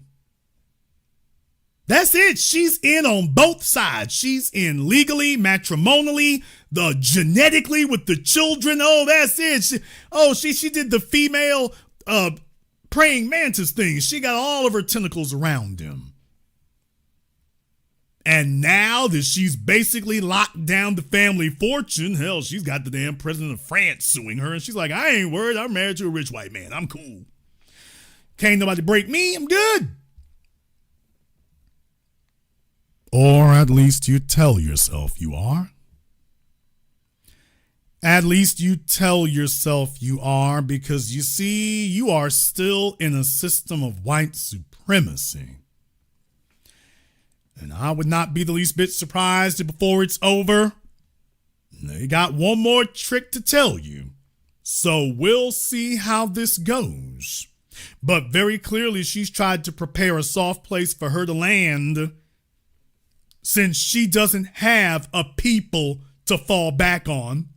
And if she thought that she was going to be able to fall back on whiteness, well, I don't need niggas because white society loves me. People, the delusion is astronomical. The delusion is absolutely mind-blowing. In the mind of the bootlick ass kisser, they actually believe this garbage. It's only when white society shows them what the real is that they start panicking. And right now, Candace only has one friend in the world, Tucker Carlson. That's it. She got Tucker. Everybody else is heading for the exits. She doesn't have a people to come back to. She doesn't have a people to fall back on. She doesn't have a place to retreat to. She burned all of her bridges when she crossed over there. And she would just be hoping against hope that it doesn't become an issue where she needs to cross back over again. She's hoping against hope it won't be. The problem is you've been useful up to this point to them, but they want to make sure that you can get shut down. They are not going to allow you to be the mascot or the leader of their movement. That's just not gonna happen. You may have been able to weasel your way around some things, but you are not going to become the mascot of their movement. You can say it as nicely as you want to. You can parrot all their talking points that you'd like to. You can go ahead and pick up their phrase and vernacular. You can marry all the white men in Manchester. You can do whatever you want to. At the end of the day, they're going to put you in your place, and your place is number 12 or 15, not number 1, not even number 2.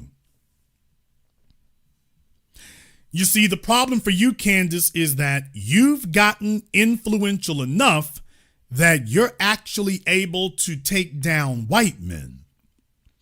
That's when the alarms start going off for white men on the right, on the left, in the middle, in the back, in America, in Europe, in Australia, on Mars. What? The alarms start going off when you have a black person who becomes influential or powerful enough that they can start pushing back against white power. Oh, everybody's alarms over there start to go off. All of them start to agree, you know what? This little nigga done got too powerful. Now we all know what needs to be done now. So slapping a case on Candace, probably can't go ahead and find some dude who says she sexually assaulted him. So let's just go ahead and see if the Macrons and the French government can do it. Let's see if they can get that. But in the meantime, yeah, she tried to befriend a bigot. Talk about of all the fool's errands imaginable.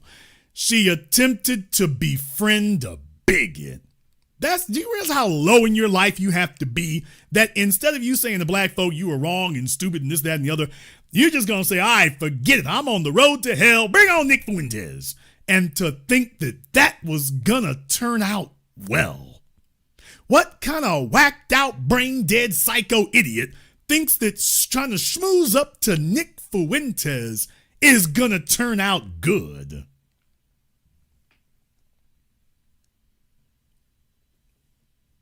It went bad.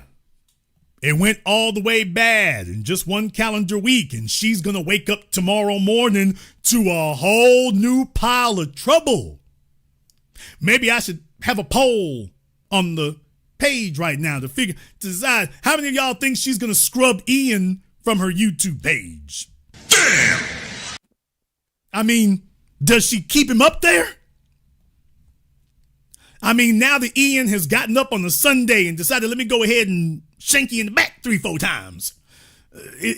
Do you think she's going to go scrub him from her YouTube page, y'all?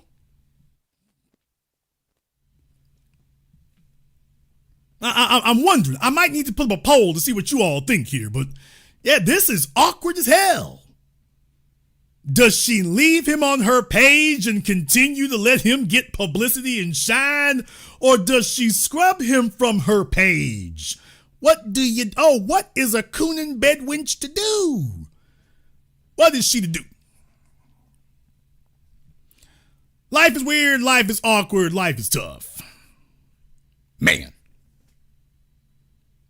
However, you may disagree. There may be some suspected white supremacists in the audience tonight who also may disagree. And that's perfectly fine as always. We're going to go ahead and turn on the link to the Zoom so that you, yes, you, can go ahead and give us a call directly up. You can state your case and say your piece. By the way, Candace, any of the rest of you out there, if you're there, I have no problem with you calling in also. I'll give you a fair hearing. We're good for that. Unlike the white supremacists, we don't have to lie our way through life and make up fantasies and fairy tales and trade in lies and traffic in outright stupidity and idiocy. We don't have to do that. So it's actually rather stress-free over here. So feel free to go ahead and give us a call up, Candace, or any of the others. You're welcome to go ahead and do that too. Don't be scared. And just remember, if you don't stand by your words, then you've defeated your own argument. I don't have to do that. If you will not stand by your own words, you've defeated your own argument.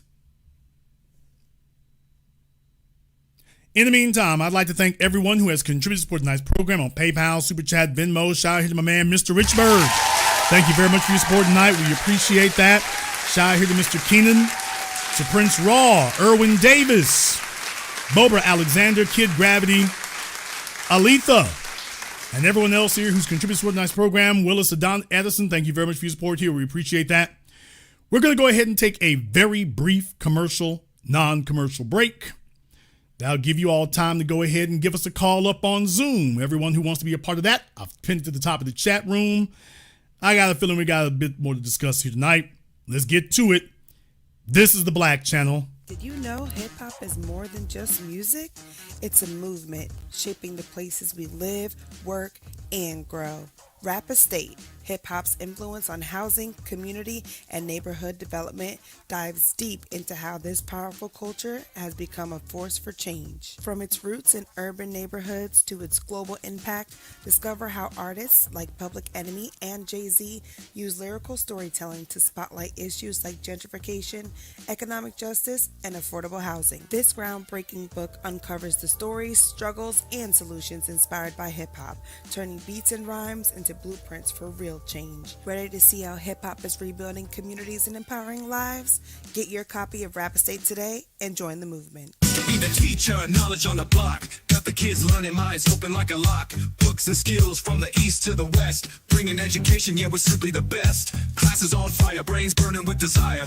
Innovation driving like a tire through the mire. Math, science, history, we got the whole range. Kids hitting new heights, teachers making a change. Used to be the teacher, stacking up the grades. Future bright shining, no need for no shades. Got the youth thriving, moving up the ladder. Smart and sharp, brains growing fatter. Lessons so lit, yeah, they stay in a blaze. Every mind sharp like a sword in the haze. Mr. B in the house breaking knowledge chains. Education kingpin, we repping the games. Used to be the teacher.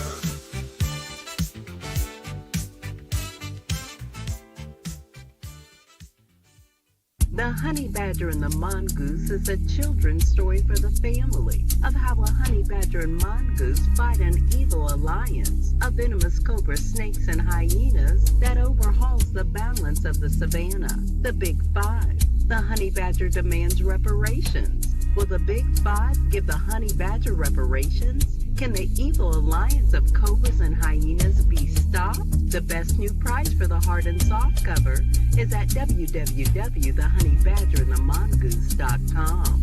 You can also find this book at Amazon, Audible, and Kindle.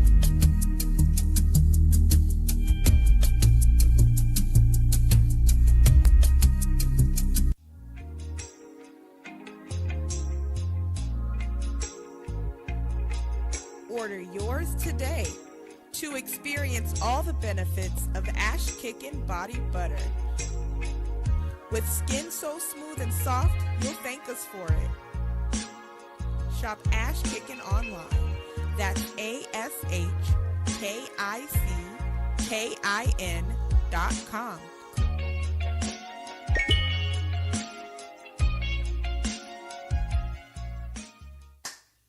Hi, Hi, this is Brenda Starr, creator of Poetry with a Purpose and author of the book Pressed But Not Crushed.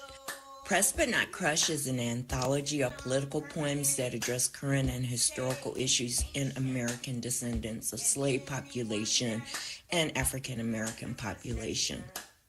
The book describes slaveries and its residuals, Jim Crow segregation, social depredation, and other relevant issues to American descendants of slaves and African Americans, including the current political climate that does not address our issues.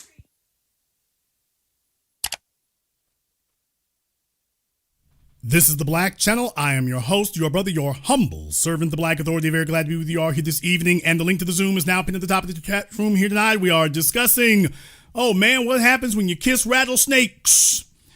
Candace Owens is finding out fat meat is indeed greasy. And she's in the middle of the slime right now. She attempted to make friends and befriend another white supremacist. I mean, a vile, disgusting, despicable one, Nick Fuentes.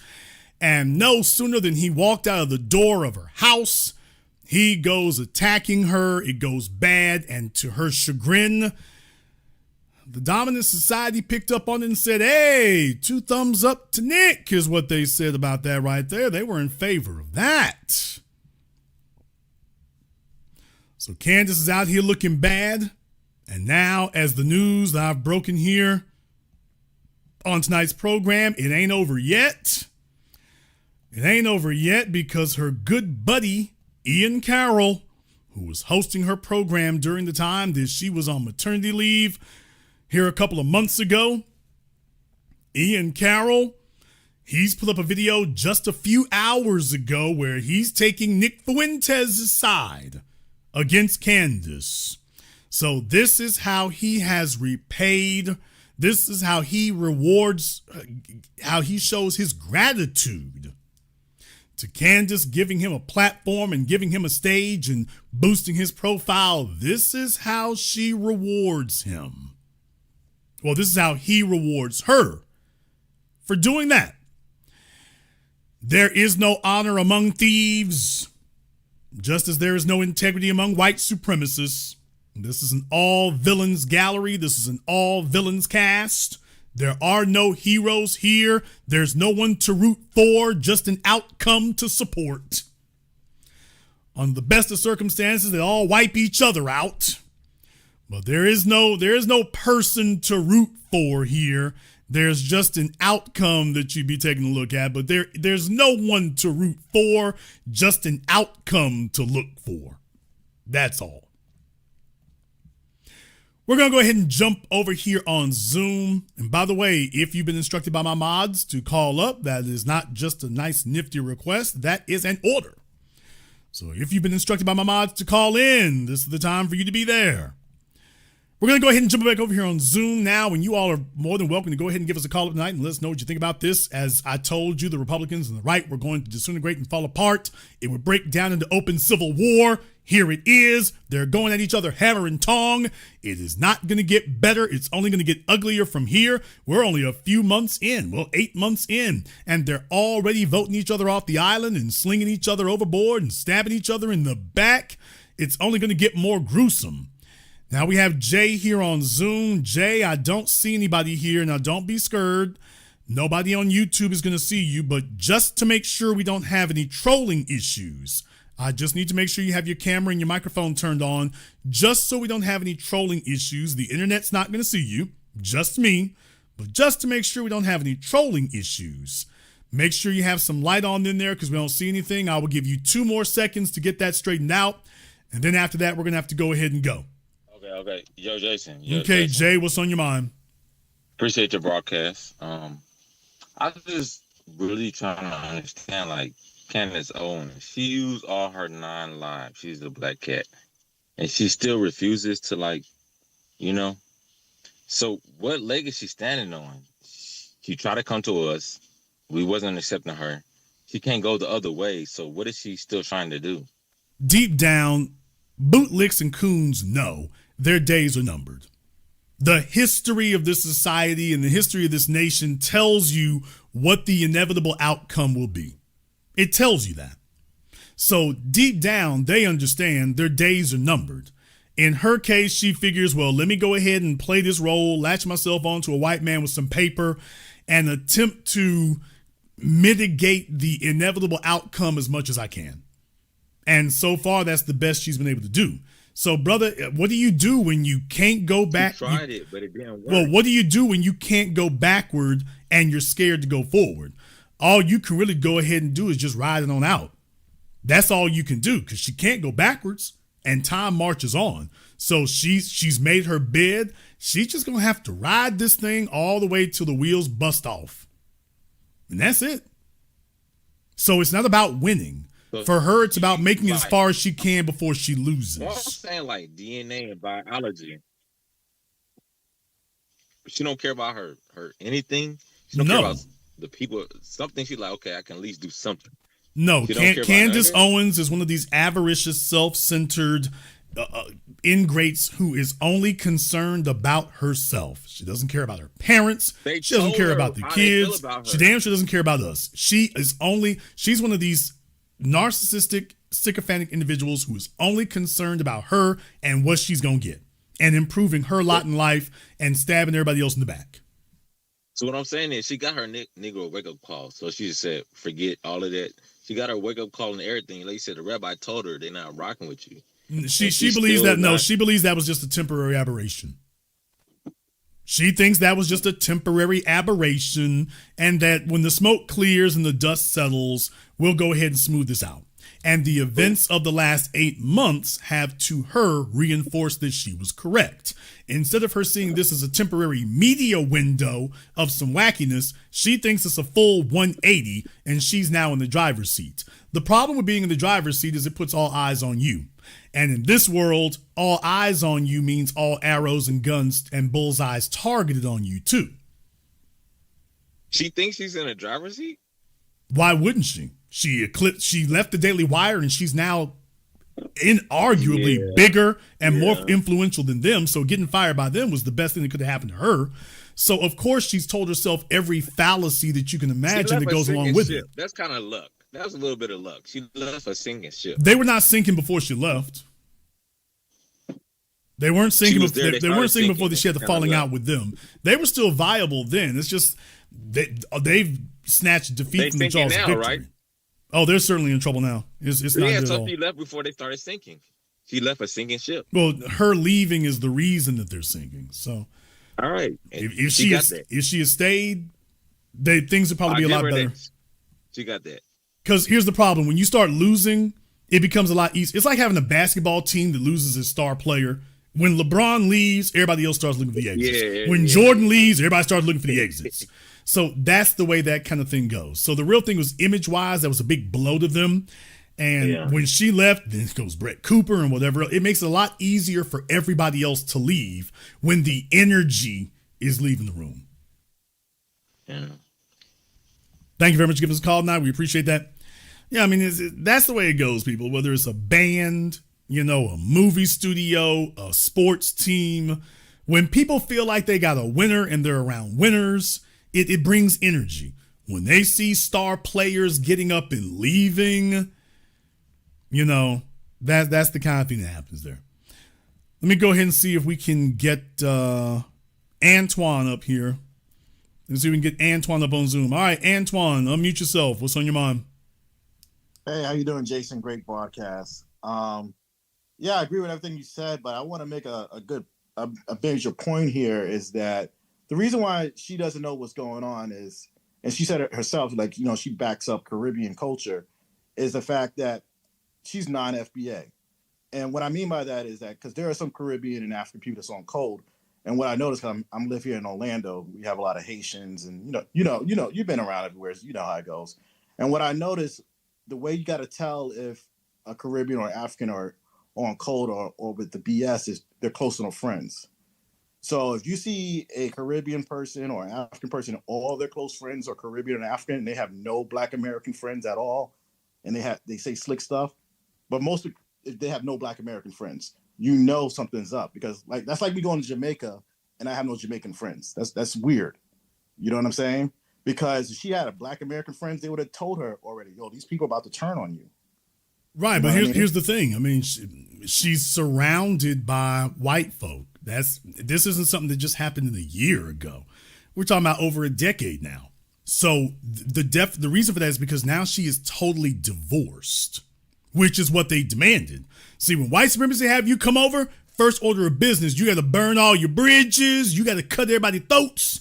You have to completely make yourself a pariah and an outcast where you were, because we're not going to have a situation where you double back. So when you come over here with us, they immediately start making you grovel, bed wench, slave play. And of course, you have to attack black folk at every angle. They will not have you turning around later. This is going to be a one-way trip. So that even if you wanted to go back, you have nothing to go back to. If Candace Owens wanted to turn around today, what's she going to come back to? She's got nothing to come back to. She lost it all when she left. So that's the game that they play. If it's a Jason Whitlock, we can go down the list. So they make sure you burn your bridges so that they don't have to worry. You may leave them, but you damn sure ain't coming back over here. They know that that's not going to occur. And at that point, you're just trapped, man. You're just in this eternal weird limbo. Oh, yeah, I definitely agree. The reason why I brought up the Caribbean thing is when she said that whole, I think it was like a couple months ago, that she'll never say anything bad about Caribbean women. So it's obvious she's still close to the Caribbean ties. She might not show it openly, but it's obvious she's still close to Caribbean ties. And like I said, like when they hear about, oh, black people are this or black people have low IQ, they think that's only applying to black Americans. They don't realize that applies to all black people. Like they don't know. I would like for you to play up that video. There's a video where I forgot the name of the white supremacist, but he goes down by all black people. And the funniest thing is they consider African and Caribbean at the lowest of IQ and black Americans at the highest IQ because we have white admixture. So that's the funny thing when they try to quote these white supremacists low IQ stuff. They don't even realize that they consider African and Caribbean at the lowest level for black people IQ. I mean, look, the bottom line is there are Negroes who are useful. And Nick Fuentes just said what we've been saying the whole time. The Byron Donalds and the Tim Scotts, you are the useful ass-kissing window dressing. And you're not even effective at it. This is the reason why they're tossing her overboard now. It's like, by the way, you all aren't even effective at what you were supposed to be doing. I didn't get to play that in the clip, but what Nick Fuentes said was that the whole point of Candace Owens being at Turning Point, getting $250,000 a year, was that she was the Negro who had promised them that black folk were going to start voting Republican. So Nick says that also. He went on a long rant, but one of the things he said was that your whole grift at Turning Point USA was that you were the Negress who was going to convincing everybody that black folk were getting ready to vote Republican. Oh, yeah. That's your whole angle that you came there for. And that's what we've been saying forever. The Roland Martins lie to the Democrats and say, pay me a bunch of money, black folk gonna vote Democrat. And because white society is flush with cash, okay, they can afford to throw dollars down the drain. The Candace Owenses, the Ward Connerlys, the Tim Scotts, the list goes on. Those are the Negroes who are useful idiots, but they also promise these people, give us some bread and we're going to get black folk to vote Democrat. Michael Steele, before he got kicked out of the RNC, now he's the biggest liberal you found. So he went from Republican to liberal in literally one election cycle. Yeah, when the bread dried up. So you find them on the left and the right, but on the right, they're just incredibly shameless. It's just embarrassing. So in Candace's case, yeah, there's a whole bunch of folks that's their little grift. That's their little scheme. They know what it is. And it's only when the dominant society says, okay, the jig is up. We ain't going to play along anymore because everybody knows it's wink, wink. We all, hey, ain't no racism, Republican Party. Yeah, right. Wink, wink. Ain't no racism. Your job is to cover for them. And here's $250K to cover for that. And you find out, folks, there are people who sell their souls cheap. Hell, they don't even sell them. They lease them. So that's why Nick said that. I didn't get to play that clip tonight, but he said that too. It's like, yeah, what we said the whole time. They found gutless, soulless individuals who will do anything for $1. And the only reason that Candace isn't on OnlyFans is because the Daily Wire gave her a job and then she married that white man. If those two things have fallen through, OnlyFans incoming. Deal with it, nigga. I agree. I like that found that you did with Ian Carroll. I did notice him from TikTok. His videos would get viral on TikTok. You're right. He's more of on the conspiracy side. he does go into the whole, I don't want to mess up your program, but you know, the people with the little hats thing. But but to be honest with you, if you watch his material, he's more of a cleaned up version of Nick Fuentes, whatever his name is. You know what I'm saying? He's more cleaned up. He's more polished version of that. I mean, look, that's the angle they're going for. So they have a shtick. You know, the white supremacist pool is pretty crowded right now. So making that the mainstay, starting from there, you got too much competition. So you got to find an angle. You know, you got to find a different marketing angle.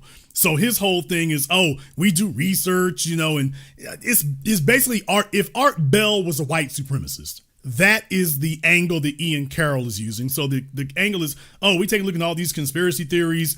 But if you listen long enough, there's that white supremacist twist to it. So it's just an angle. And we've seen this before. Oh, yeah. It's very shocking. Well, it's shocking and it's not shocking that he's going against, because honestly, because I followed him before he was with on whatchamacallit, because I like conspiracy. I find him entertaining. So that's probably why he was in my feed.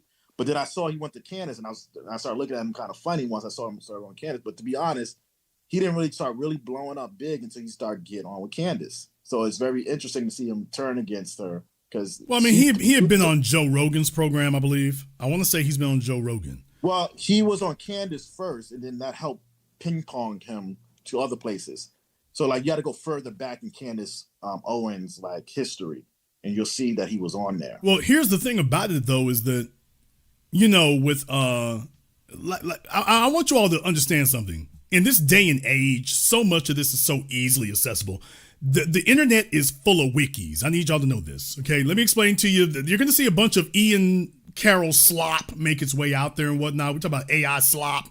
There's a whole bunch of this stuff out there. You can go down any Wikipedia page and completely replicate what Ian Carroll does without you doing one shred of research of your own. There's a whole bunch of people who got Wikipedia pages out there, wiki pages of their own that aren't even Wikipedia. They'll take you down any rabbit hole you can imagine. So all you got to do is just basically read from that and put some pictures to it. And literally any one of you could find a wiki page about Israel, about the Jews, MK Ultra, Majestic 12, Men in Black. We can go down the list. You know, the Illuminati, the Knights Templar. These are all the old Alex Jones, Art Bell stuff. So for those of you who, you know, for those of us who were teenagers in the 90s on talk radio, Rush Limbaugh was on during the day. Art Bell, Coast to Coast Radio, was on in the middle of the night. And then George Norrie took over from Bell when he left, and then Bell came back, and then Bell passed away. But anyway, they were doing all this then, man. They were doing it then. This isn't even new stuff. So the internet is just y'all's opportunity to see this for the first time. We've been seeing this forever. Alex Jones, I'm glad you brought it up. It was the exact same template for Alex Jones. Alex Jones wasn't saying anything racial. When Alex Jones was a guest on Art Bell's Coast to Coast Radio on AM radio, he wasn't saying all this white supremacist stuff. He was talking about Moloch and you know, sacrifices and, take a look at these Bohemian Grove. He was talking about that. That was all he talked about. And you can't trust the government. His website, prisonplanet.com, there wasn't anything white supremacist really going on there.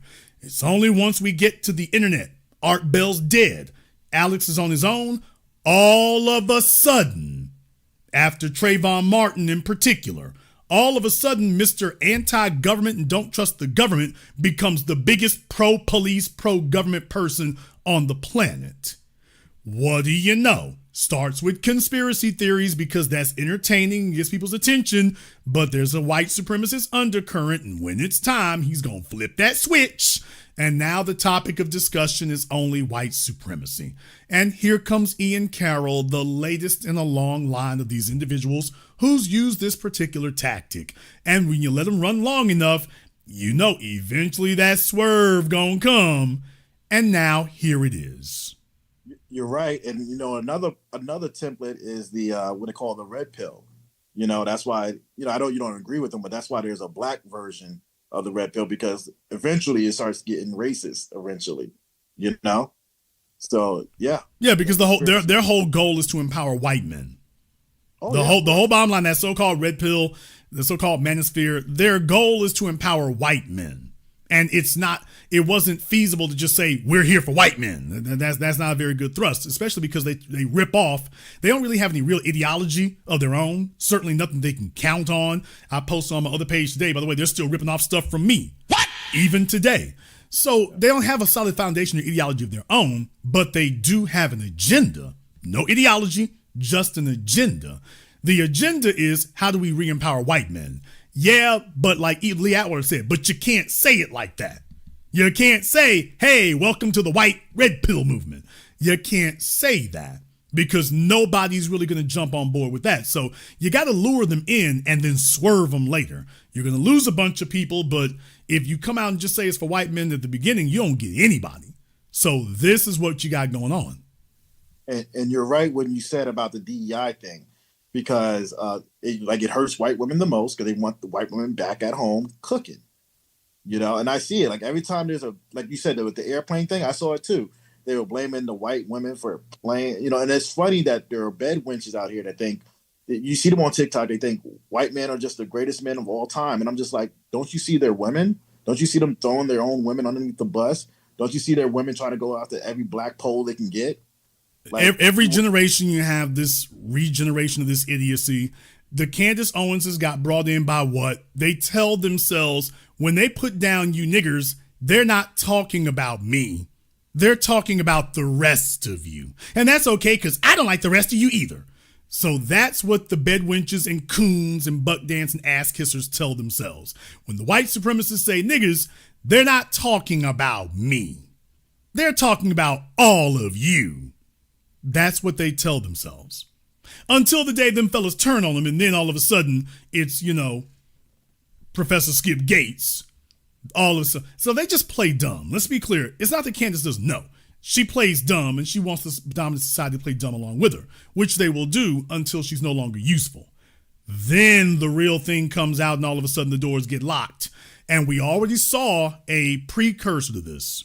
We already saw a preview of this when she got kicked out of the Daily Wire. I told y'all then, she's starting talking about racism. Nah, woman, you ain't gonna kick that one up.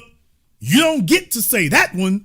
Not with your track record, you don't. So remember, she tried to do that, and that's when they brought her on with Rabbi Shmuley, and Rabbi Shmuley reminded her of the light of day. He was like, yeah, you got kicked out of the Daily Wire, and black folk don't even rock with you.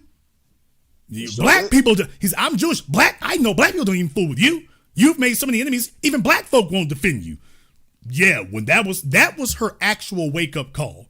When a white Jewish rabbi could tell her to her face, by the way, I can talk to you however I want to. You don't have a people, and black folk ain't gonna come help you. And she knew he was right. Because implicit in that is black folk ain't gonna help you, and white folk sure ain't gonna help you. So you're all on your own. She couldn't tell him that he was wrong. Yeah, you're on your own. And all of us white fellas over here know it. I'll let you have the last word. Excuse me. No, you're absolutely right. Yeah, I think that's why she went on the Breakfast Club. Like, I think a little bit right after that or something like that. But yeah, like in the last words, all this is just showing what you always said. And I say it all the time. When white supremacy is done with you, they break their tools. And that's what they're doing. They're breaking the tools. And I think I wanted to know if you think they're going to use breaking our tools with that whole thing that's going on in France over there, the Macron thing. I will tell you this. If Brigitte Macron simply presents genetic evidence that she's a biological female, Candace is done. Because they've let her go so far, so fast, in so deep. She can argue everything else. If Brigitte Macron just simply shows a blood test or a genetic test or an x-ray that just shows I'm a biological female and this woman been ripping me from this ain't cool. If she does that, Candace is done. She's removed from the board. It's over. It's over. Period. I agree. Have a great night, Jason. Thank you very much for giving us a call. We appreciate that. Yeah, buddy, I can think of other hills to die on, but she found a little profit center for it, so she better hope that woman doesn't have any ovaries, because if she does, it's a wrap. All right, we got Huey Freeman here on Zoom. Huey, what's on your mind? Not much, brother. Wonderful broadcast as always. I have to say this, Jason. This is good because for the longest time, these so-called individuals think they're above blackness. But at the end of the day, when the rubber hits the road, you're the one trying to come back, and we ain't letting you coming back.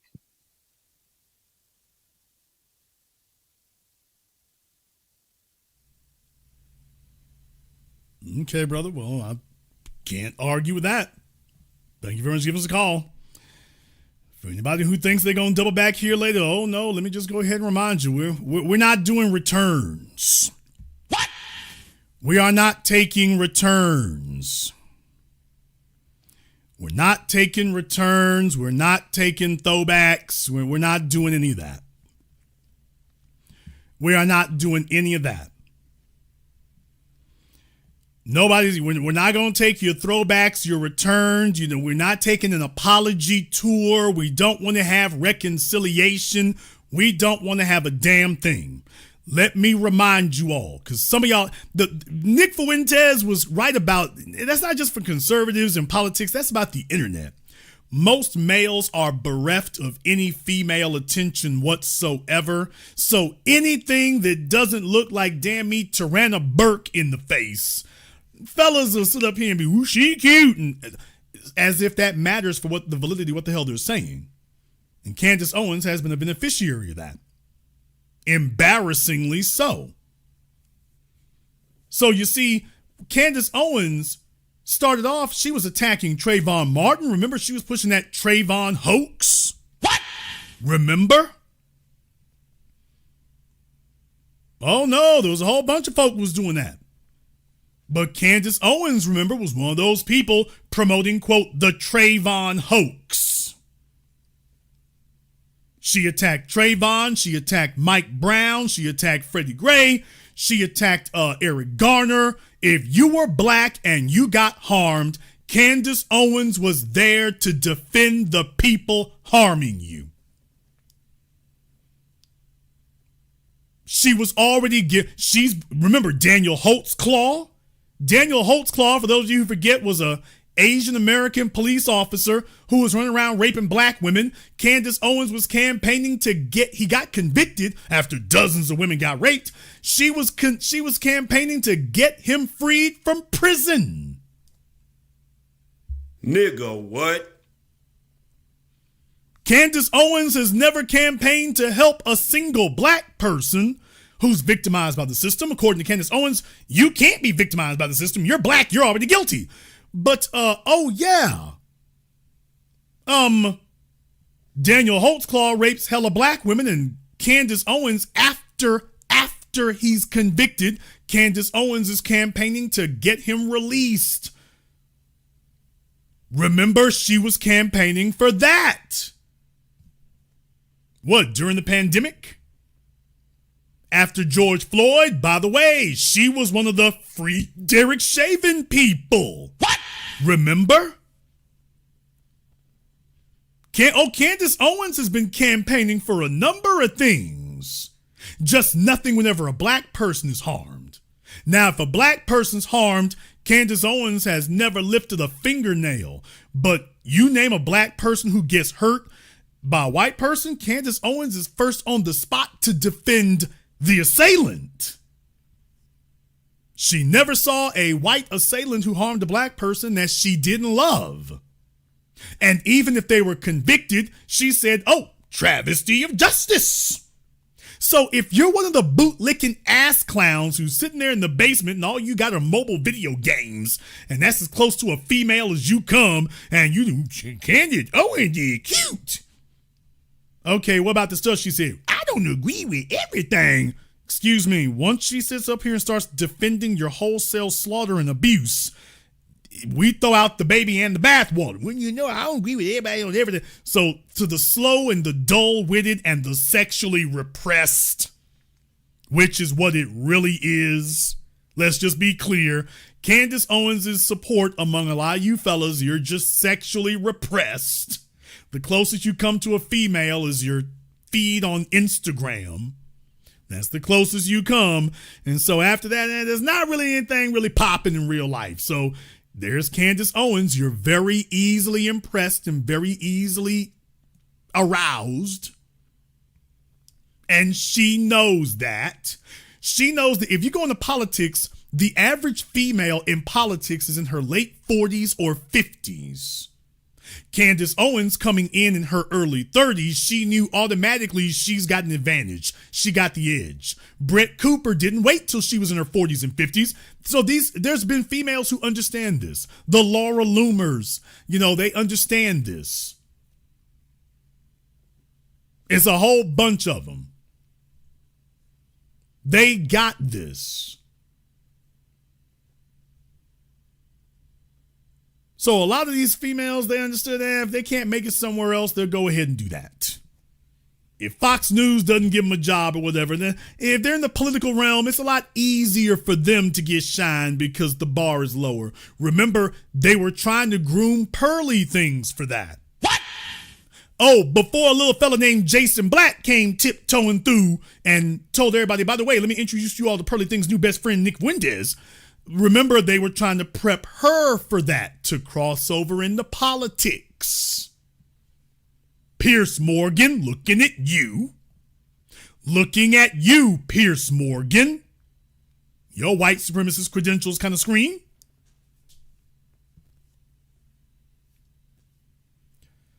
But yeah, there was a bunch of them doing that.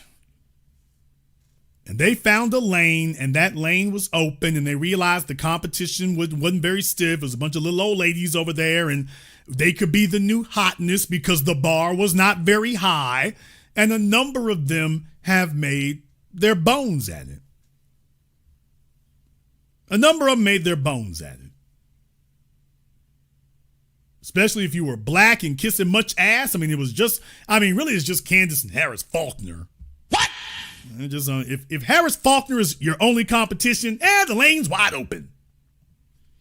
All right, let me go ahead and jump back over here on Zoom. We got Jay over here on Zoom. Let me see if we can get Jay up here on Zoom.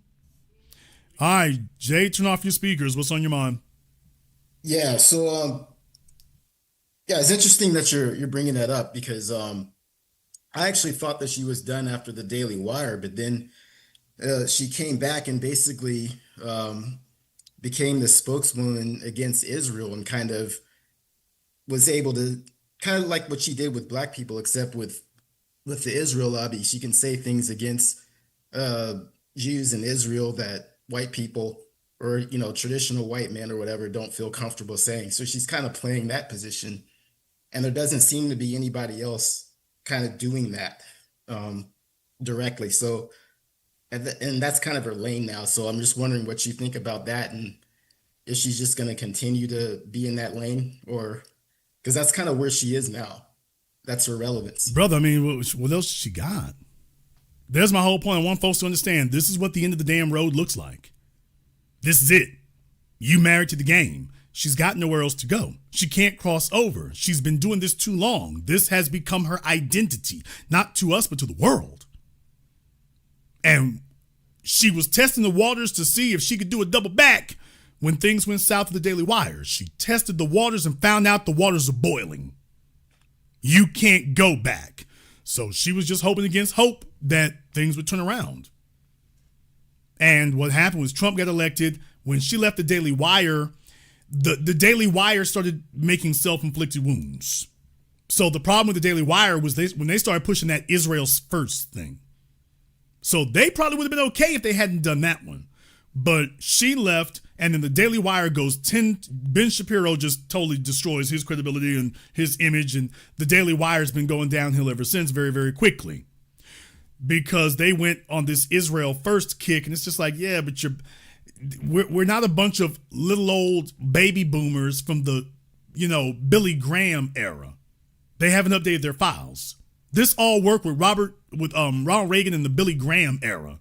That, okay, America's going to sit up here and support Israel no matter what because there's a part in the Bible, there must be something in the Bible that says that. They didn't update their files. You have a whole 2 generations of people who haven't even been in church. Literally couldn't tell you who Adam and Eve is. It's a foreign language to them. Most millennials today, brother, can they tell you who Moses is? So if you're a Israel first person trying to rely on Judeo-Christianity to indoctrinate them, yeah, but the churches are empty. The churches used to be full in the 70s and 80s. They're empty today. So that was what happened to the Daily Wire. They were counting on that, and they grossly overestimated what was happening in churches. And Candace Owens wasn't. So she's just like, okay, let me talk to him directly. So they really stumbled on that one. And she saw an opening. She stayed consistent. She banged on that drum, and she became more relevant than them. Now, here's the problem. In the internet age, getting hot isn't the hardest thing. Staying hot is. We see them come and go every day. Influencers, apps. You have an app that gets 5 million people, and then after that, ain't nobody using it. So getting hot isn't actually the hardest job. Staying hot is. Yeah, and also it was kind of interesting you brought up the whole thing about their relationship choices, because one thing about all these Black conservatives that I've always noticed is that you never see Black conservative women marrying Black conservative men and raising Black conservative children. So they're not really conserving anything Black. It's like, I think this audience is basically the true Black conservatives, if you really think about it. We're over here. So, you know, they all seem to be like on some sort of bed wenching thing. I kind of think that what they really are pretty much auditioning for that. So it's interesting to kind of, you never really gone into this deeply, but to hear you kind of touch on that a little bit. Well, here's the thing right there. I mean, historically, I've always said the same thing. Those are terms created by the dominant society for the dominant society. Democrat, Republican, liberal, conservative. These are not terms that were made by us, and they were not terms made for us. So I do not subscribe to any of those terms, because when you say Democrat, you don't mean the same thing that Bill Clinton and the Democrats mean. You don't mean the same thing. When you say liberal, you don't mean the same thing they mean. And when you say conservative, you don't mean the same thing they mean. Dr. Claude Anderson asked the question, when you call yourself a conservative, tell me one thing. What exactly is it you're trying to conserve? If you identify as a, quote, Black conservative, or that you're Black and you say, I got some conservative, the first question is, well, what exactly is it you're trying to conserve? I know what they're trying to conserve over there. What exactly is it that you see here that you wish to conserve? I can almost guarantee you that whatever it is you name will not actually be linked to the rest of the society. It'll be something off that's actually been either historically or currently segregated by itself. So your definition of, quote, conservative is not the same as theirs. So you have to use, I would advise we use something else. I say Black empowerment, intelligent Black society. That's perfectly fine by me. Be one, but I don't say Black conservative, because what would I be looking to conserve? Yeah, I see what you're saying. It's just like people, they talk about being Black conservatives, this and that, but you ask them, okay, fine, where is the Black conservative community? Where's the Black conservative men, women raising Black children? It doesn't exist. No, you're absolutely right about that. But here's my thing: you don't even get that far, because we have to define the term. You have to define the term conservative, and then does this actually apply to you? Folks can't just, thank you, Brother Neely Fuller, rest in power. You can't just use words and then just say, oh well, it means whatever I want it to mean.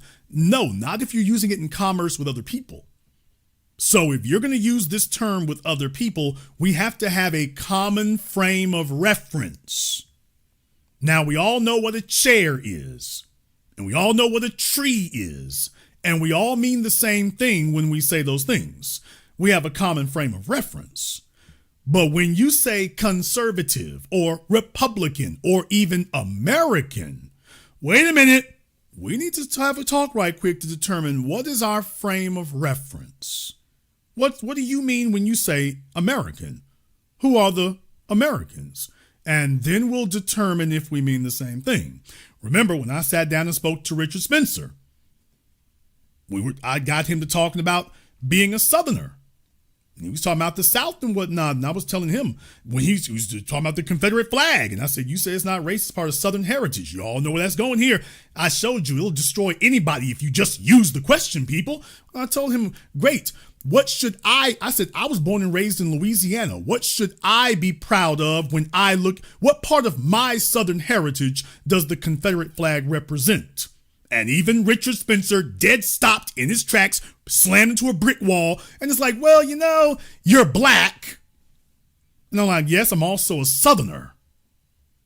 Well, you know, it means different things for people. Oh, really? That's interesting because you see, if I'm just a Southerner, it should mean the same thing for all of us, shouldn't it? Water means the same thing for all of us. You drink water, okay, you're hydrated, okay. That means the same thing for all of us, being hydrated, being a Southerner. So my geographic location that I reside in does not make me a, quote, Southerner. This is why we must make sure we know what we mean. You cannot just use these terms. If you're going to use them in commerce with other people, we need to know what the hell we're talking about. So, no, I cannot say conservative, nor can I say there's a part of me that is conservative, because that's not a word that I created. And that's not a frame of reference that I'm creating there. And if I use it in commerce with other people, do they mean the same thing I mean? Now, I understand what the general definition of conservative is, but what is it exactly that we're looking to conserve? And what Nick Fuentes and Tucker Carlson and Ron DeSantis and Donald Trump and Bill Clinton are looking to conserve is not the same thing I am. That's the difference. The things I want to conserve, they are diametrically opposed to it. So therefore, we cannot be conservatives. And since I didn't create the term, I'm like, you know what? Let me back off of that altogether. I'll let you all keep that one over there. You can have your black conservatives. I'm like, okay, I know who you got that term from. I know who you got it from. I know what you all mean. Thanks for identifying yourselves. I got no use for it. Okay. But you do make a good point to these so-called black conservatives. Very, very interesting. So the white conservatives marry white women, and the black conservatives marry white women or white men. Very, very interesting. None of your so-called white conservatives are really knocking down the doors of black women anywhere. And when they do, the black female is the leader. Ain't that right, Kim Klacik? What? Yeah. You never hear anybody talk this way except here. So, I'm glad that you're bringing this up. So, yeah. So once again, thanks for your time. Thank you for giving us a call tonight.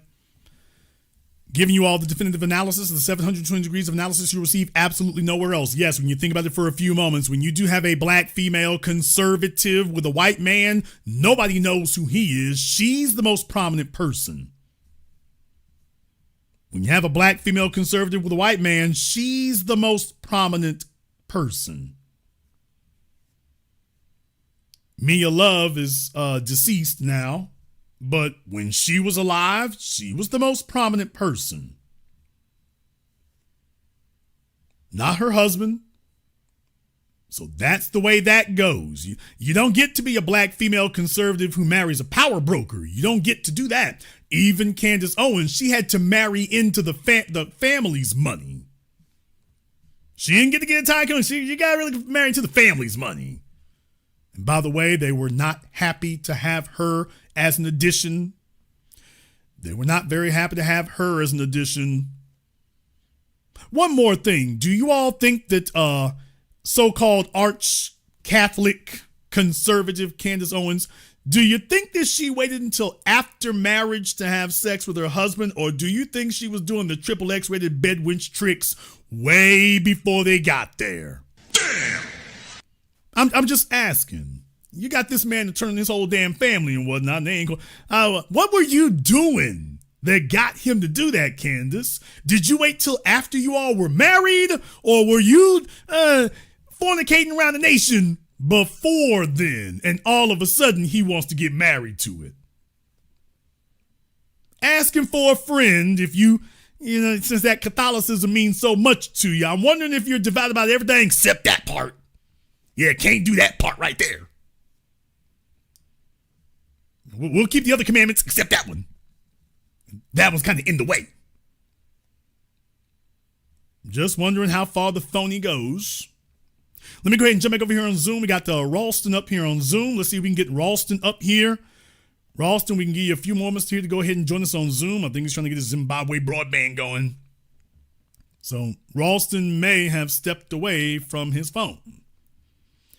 May have stepped away from his phone, computer, something. Not really sure what's going on. Ralston, go ahead and make sure you have your camera and your microphone turned on for me here. I'll give you 5 seconds to go ahead and do that. Ralston, go ahead and make sure you have your camera and microphone turned on for me here. I'll give you 3 more seconds to do that. Ralston, make sure you have your camera and your microphone turned on for me here. I'll give you 1 more second to go ahead and do that. All right, Ralston is having technical difficulties. Yeah, I know the story. She claims they got married in like 3 weeks, which is, I mean, that's the first sign right there. You know, the heifer done threw it all out there. We got married in 3 weeks. Really? Unless you got blackmail photos on him, it's not. No. I don't believe that garbage story. No, I don't. Logistically, it doesn't make any sense. Just logistically, that doesn't make any sense. It just doesn't. So, no, I don't believe that. Nor do I believe they were celibate. I don't believe neither one of those. So, if you investigate it, you're going to start seeing the truth drip, drip, drip. Come on now. So, no, I don't believe. 3 weeks? 3 weeks? Oh my God, bro. Oh, hell no, man. Y'all, it's the 21st century. Who here believes all it took was 3 weeks?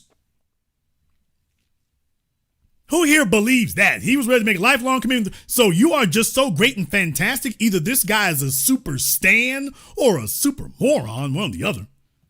That literally makes no sense. None. Not one scintilla of sense. Let me go ahead and jump back over here on Zoom. We got Brother Elijah up here on Zoom. Brother Elijah, what's on your mind? Hey, what's happening, Big Brother Jason? Jason, this broadcast reminds me of DuckTales with what Tariq was saying about the in his movie Buck Breaking, that the white LGBT community has never been our friend. Here's what I mean by that. This there's a reason Tariq never wanted to debate Nick Fuentes, because he said he's a time waste troll. But a lot of us are picking up on it. I'm glad a good amount of even talking to Sucker Carlson. Nick Fuentes is straight LGBT. And I think that he's using this white supremacist gibberish to mask that he really likes men going in and out of his pussy. No shout out to the no disrespect to the LGBT community, but do you think that he could be masking, using this as a mask to cover up for what he really likes in his personal life? Brothers and sisters from around the world, I'm going to say this. One day, I'm going to tell you all the whole story about things. Yes, sir. There are more homosexuals in the white supremacist radical movement than you all know. Yes, sir. And I'm not telling you what somebody else told me. I'm telling you what I've seen and what people who have accompanied me have witnessed with their own eyes. So I just want you all to know, quiet is kept, and one day the whole story gonna get told. I'm just trying to decide at what point I tell it. But if you want to know one thing, it's just, well, Jason, why don't you just go ahead and blurt it out? Because I would like to get some more substantiation. Don't you have enough? I've got enough for me. Yes, sir. I got enough for me, but if I start saying them names, but just so you all be aware, there are more of them out there than you think. If there are more of them, I find it very easy to believe. And what happens is some folks start dropping the dime on them. But yes, there are a significant number of homosexuals and lesbians, but particularly the males, the homosexuals, there's a significant number of them in prominent positions in the white supremacist movement. And I don't just mean like in Congress or something. I'm talking about these hardcore white supremacists hitting on YouTube, yelling nigger and all this old stuff right here. And yes, it's obvious to me that they're doing this to conceal it, to overcompensate. Because it's like The Sopranos. If everybody knew that you were gay, they're going to disown you. So in order to conceal that, or to get attention off of that, they overcompensate with this really over-the-top white supremacist personality in order to conceal that. But yes, that is accurate. That is true. Yes, sir. That is accurate, and that is true. Yes, sir. Because I can even hear the moistness in his voice. He can't, and then the way he carries himself. You look, just tell the truth. You got a hankering for some pussy. All right, that's no, you can't tell the truth. You can't. You can't do that. Even if that's your get down, you can't do that because the other men in the room are just like, bro, we're supposed to be the dominant. How do I fight alongside a dude who submits to other men? Right. I mean, submits his whole body to other men. I can't fool with you. So no, and I'm not looking to get dominated by you neither. So they're kind of just the odd men out. There's the whole thing about this. So it really doesn't work. It doesn't work. So yes, you have a movement that's got that, and we know it's been there historically, but I'm just letting you all know. Yes, and by the way, but them saying the kind of things, they're just letting the other fellas out there know, nigga, we know what's going on with you. We know what's going on with you. We can drop the dime on you. You better not get too buck, otherwise photographs might show up. Because case in point, nobody was really calling Andrew Gillum gay till he was found face down, rump up in a hotel room. Up until then, it wasn't happening. Andrew's far from the only one. George Santos is just the one that, was openly gay. But he was sitting there telling me, yeah, there's a bunch of other fellas in here like me. Oh, yeah. Yeah, and then what's that other one? Even one of our biggest conservative Sambos, Jesse Lee Peterson, he has a hankering for some pussy. You understand? So, yeah, this whole I'm a conservative. No, you a conservative pussy snatcher. That's what you are. You ain't really about conservative views and nothing like that. But I want to go into something. Well, the moral of that story is that when you are compromised within yourself, how you do one thing is how you do all things. Yes, you're a compromised person. All of your other behaviors in society are compromised too. Yes, sir. I want to go somewhere because I know you got other callers on the line. I'm not gonna. I'm gonna land my plane with this last question. When you're talking about Miss Candace Owens and everything like that, the last caller, he made a statement talking about why isn't there a Black conservative community, this and that. I make the rebuttal that as far as Black people, and I understand we're under a system of white supremacy, all right? We're a global system of white supremacy, but I say this, we're just talking about homosexual masquerading as a white supremacist. I don't think any Black people should subscribe to any of the American white man's value systems, whether it's conservative, liberal, or anything like that. This is where me and other scholars from the past, when we talk about separate from them, maybe we can't separate from them physically, but ideology-wise. Well, I mean, but here's the whole point about that, brother. Yes, sir. I try to remind you all of the physical reality. White supremacy is global. So when you even discuss the concept of, quote, separating, what do you mean? Tell me what you're going to separate from. People, do you realize they got satellites that are literally covering every square inch of the planet? What? They've got satellites that can see every square millimeter of the planet. Yes, where are you separating to exactly? Where are you going where you will be, quote unquote, separated? At least China has their own spy satellites flying over America. But I'm just saying, when folks say that, that's really a symbolic term. So Malcolm X said it when he talked about making the Hajj to Mecca. He said, I think he thought every black person should do it. He said, even if you don't do it physically, you should do it mentally. You should do it spiritually. Well, yeah, because that's where everything begins. Just because you're sitting amongst people doesn't mean you're a member of them. The reason why we are all, and I said this going on 2 decades ago, I said we are legal aliens.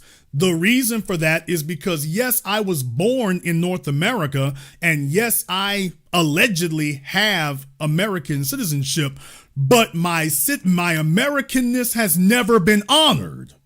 Yes, sir. That's the problem.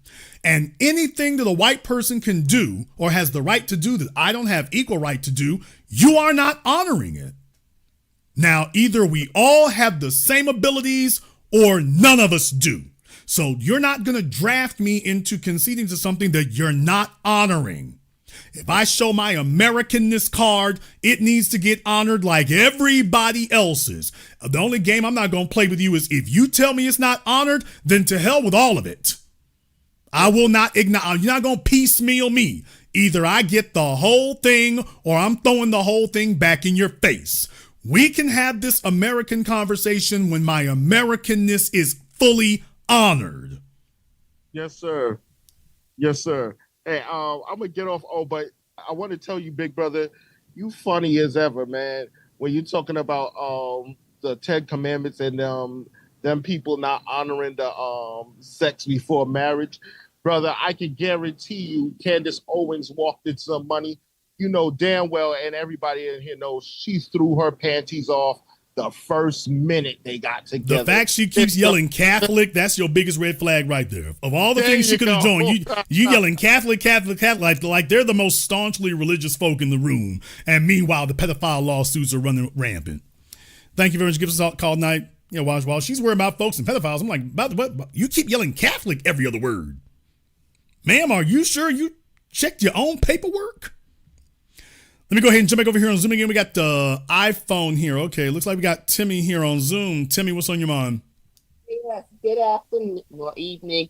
Yes, that whole gay thing that you talking about, I believe you. I just saw a documentary. That whole gay thing, that is even back before our founding father, even with Chris Columbus, there's allegation of him raping indigenous boys, and your founding fathers of this country were pedos.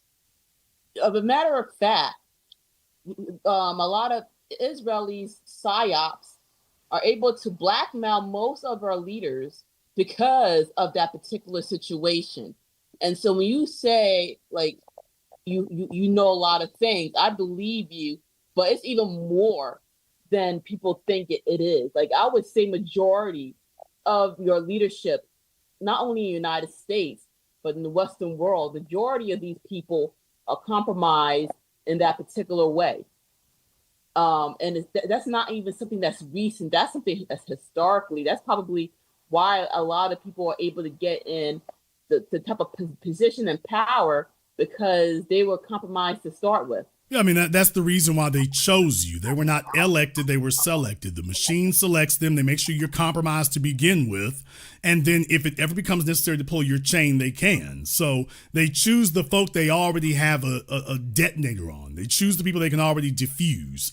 They don't really choose people who there's no way to diffuse you. They don't believe in wild cards. They're not going to do that. So if you get through, it's going to be by luck, because the system is not going to promote you unless they can already destroy you. So you going to toe the line because we chose somebody who's already compromised, and we got the proof in our pocket somewhere, but it's going to stay there unless he gets out of line, in which case that'll be our rationale and justification to remove him. But they choose compromised people to begin with. Yes. And another thing, I think with the Epstein case, I think that's a microcosm of certain things.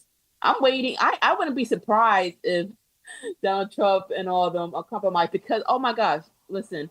So I'm not sure if you heard about this, but I believe in one of his mansion, he actually threw a party at Trump. A lot of people don't know this, but he threw a party.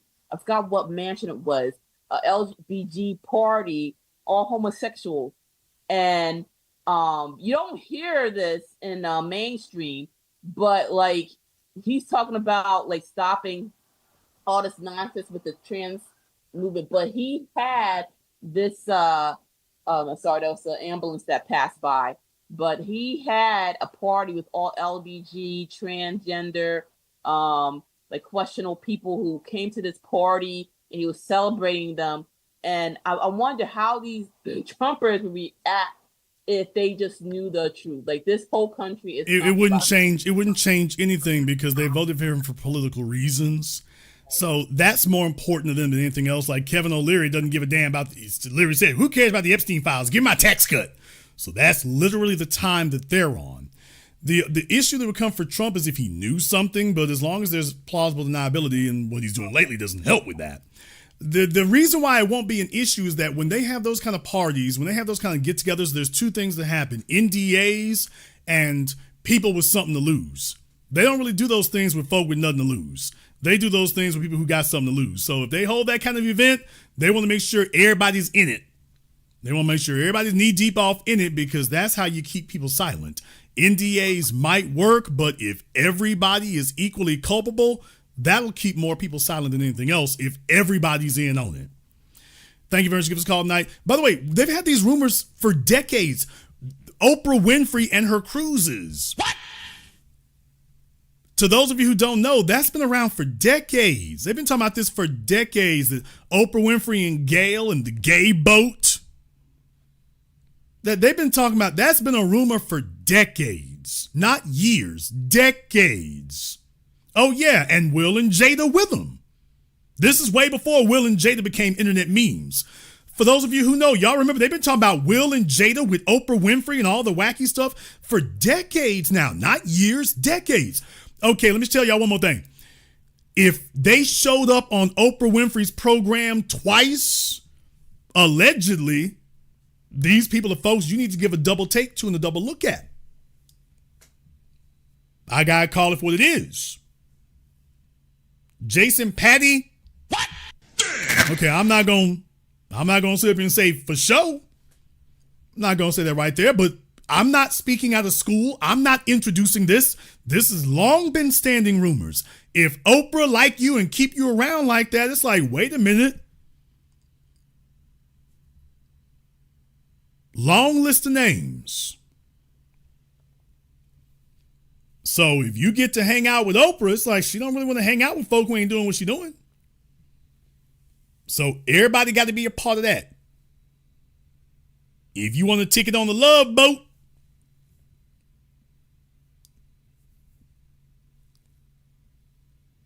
am I going to say it? I'm going to say it right quick. Some of y'all going to be upset. I'm going to say it. I said it going on a couple decades ago.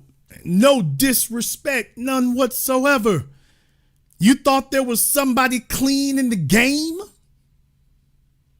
Some of you thought, well, Jason, at least we got Denzel. Oh my God, bro. Oh, hell no, man. And I was telling y'all the whole time, bunch of folks, he's always honored Paula, and he was always good to Paula. So at least we got Denzel and Paula. She was always a lady, Denzel and Paula. Right up till 2025. Then Denzel starts saying what was really going on. Now he's letting you know, by the way, he was doing the same thing as everybody else. Okay, I guess some of y'all didn't get the memo. Okay, Google is your friend. And he's letting you know he was doing the same thing as everybody else. The drinking, the drugging, the womanizing. Denzel's like, I'm getting ready to retire from acting, but before I do, yeah, I was doing the same thing.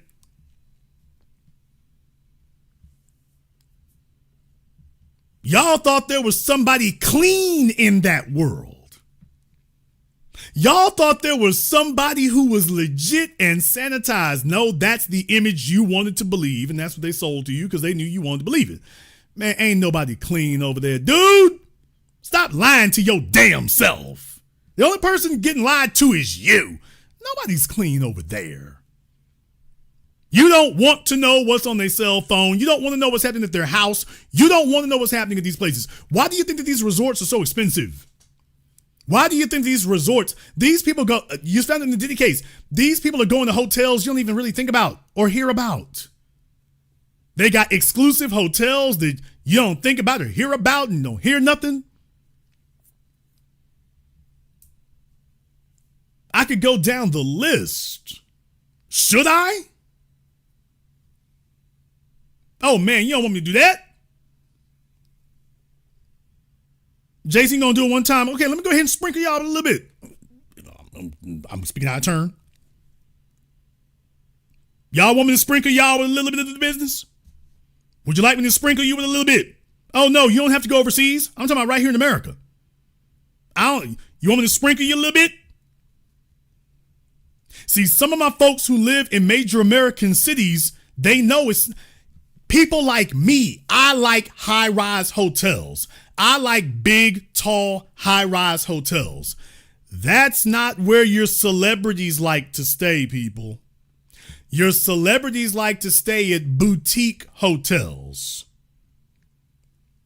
They like to stay at boutique hotels. Let me give you an example. To my folks out there, if you want to go take a trip one time, check out in Dallas, the Warwick Melrose. What?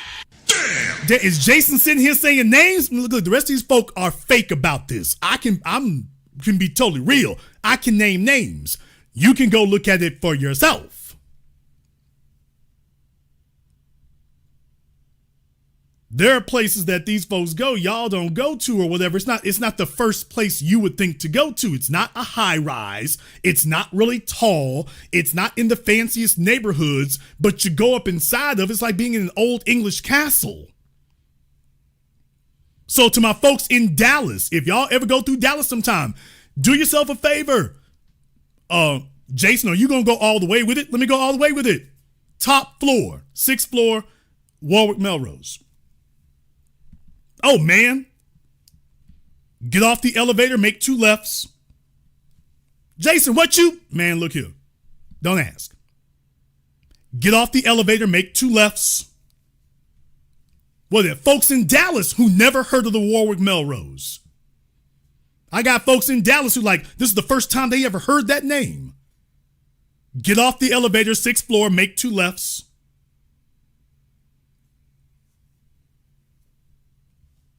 Jason, why do you keep saying that? Because you have to go there to know it. If you've got the right room, you'll know it. I'll just say it like that. Jason, you being mysterious. You damn right I am. Why should I say everything if you're not going to actually go look at it? But that's perfectly fine. But by the way, top floor, get off the elevator, make 2 lefts.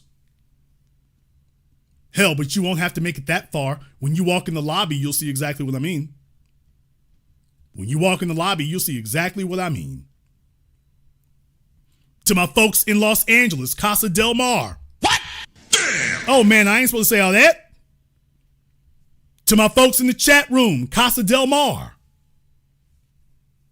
If you're in Los Angeles, Casa Del Mar. Okay. All right. Phil's like, what? What the hell?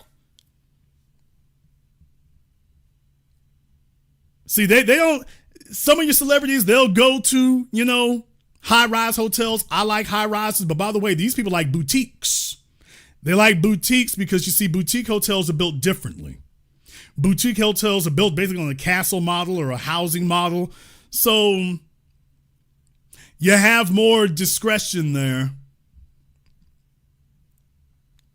You have more discretion there. Oh, in the chat room, when you talk about presidential suites, ambassador suites, look out for hotels that have presidential suites, ambassador suites, vice presidential suites.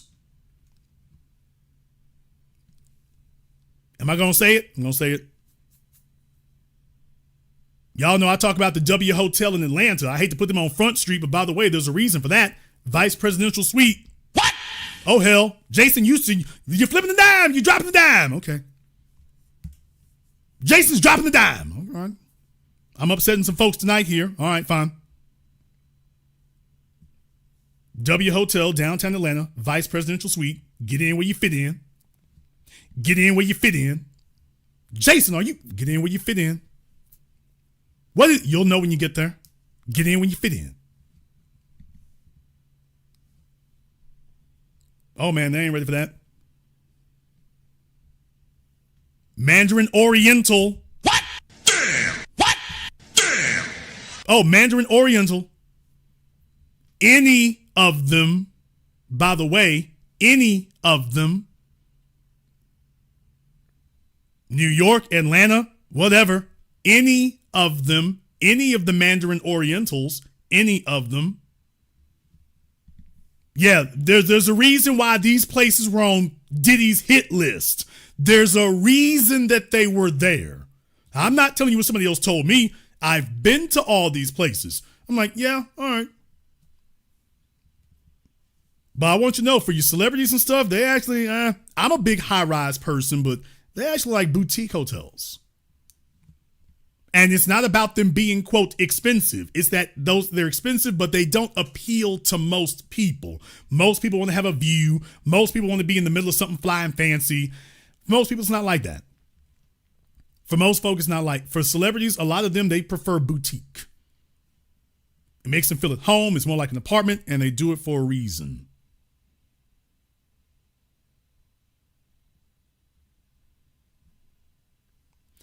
Let me go ahead and jump back over here on Zoom right quick. That's it. I done dropped enough game on y'all. This is for life. Got a whole bunch of folks right now writing down numbers. By the way, hey, fellas, if your broad ever been to one of them places, might want to check it out. And deal with it, nigga. By the way, for the fellas in here, ask your chick if she's ever been to any of the places I just named. Oh, I'm about to break up some relationships and marriages tonight. Oh, well, might as well do it all. Hey, fellas, you want me to mess up some things for you? Ask your broad if she's ever been to any of those places I just named. Now, if you want to remain happily married, you might not want to ask that. Just a little something extra for you. But if you wish to remain happily married, you might not want to ask that question. Because the next thing you'll say is, by the way, you never told me that you've been to some place like that. Because you see, there's only a certain type of person going to go there. Those are places that are off the beaten path. It's only going to be a certain type of folks who are going to go there. And it's like, that's not something you would really, these are not places that instantaneously come up on TripAdvisor, is what I'm telling you. The usual places that come up on TripAdvisor, these don't usually just come up first and foremost. You got to have a reason to be there. Man, I'm breaking up marriages. I'm busting. Let me jump over here on Zoom before I can see already it's going to be a stampede to get there. Going to be a stampede to get there. Let me go and see if we can get Camelot up here on Zoom. Camelot. Let's see if we can get Camelot up here on Zoom right quick. I don't see Camelot here. Camelot, I'll give you a couple of seconds and then we got to go on. I got a bunch of folk waiting. All right, Camelot, unmute yourself. Sir, unmute yourself.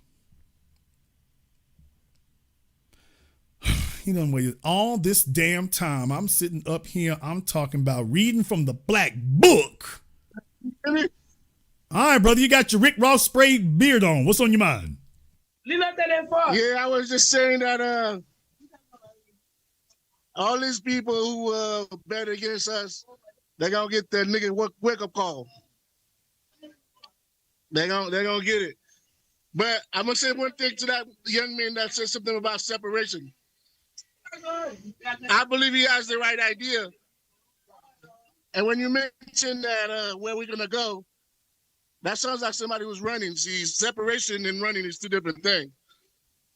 Well, here's my thing, brother. I'm more of a fan of, more than just separating. I'm more of a fan of uniting. And I know y'all know that's a triggering word for me. But I'm like, where were you? The place for you to go? Okay. More important than separating is who you join with, who you work with, where you going. Get your ass across the street. Dr. John Henry Clark said that your best chance for survival is that black person next to you. And all niggas keep trying to do is find some place to escape to and some place to run to. Your best chance for survival is that black person next to you. Find another black person who understands that. That's where you separate to, and that's who you join with. Is somebody who understands that you two are your best chance for survival. But we scattered all over though. Brother, we black folk are everywhere. What you talking about? We scattered. Brother, what you talking about? Black folk are everywhere. You have more Jews in New York than you have in Israel. You got more Jews outside of Israel than you have in Israel, bro. That's the way it's always been. Separated, what the hell is that? Every black person does not have to live in your house with you. Furthermore, would you want to stay in your house? Everybody was there in the first place. Everybody does not have to live in a house near you. As long as you are united on code with each other, brother, it doesn't matter where we are. We next to each other no matter where we are. Jewish society understands this. Asian society understands this. Italian society understands this. Black folk are trying to build some great big giant kibbutzim. We're trying to build some hippie commune, and we ain't got to do all that, man. All we got to do is be on code, and wherever we are, we at home. Yeah. Well, but the conversation we had last time about the Haiti, I tried to contact you. I ain't heard none from you. I spoke to the man out there, and he was waiting for me to link you up with him. I haven't received any emails from you, sir. I have no reason to lie about it. I haven't received anything from you, so if I get it, I'll let you know. If you want to send me one right now, I'll wait for it. Okay, here's what I'll do. I'm going to put you back in the waiting room there. You send me an email right now. I'm going to check back on you in just a few moments. Put you back in the waiting room. I haven't received any emails from you, but we'll take care of that tonight. We can take care of this right now. Let me go ahead and jump back over here on Zoom. Let me get Everett here on Zoom. Let me get Everett up here. All right, Everett, what's on your mind? Everett, unmute yourself. He was unmuted, and he mutes himself. Sir, unmute yourself. I'm sorry. Can you hear me? Yes, sir. Turn a light on for me. What's on your mind? I do have a light on. All right, Everett, what's on your mind, sir? Okay, I had a question for you. On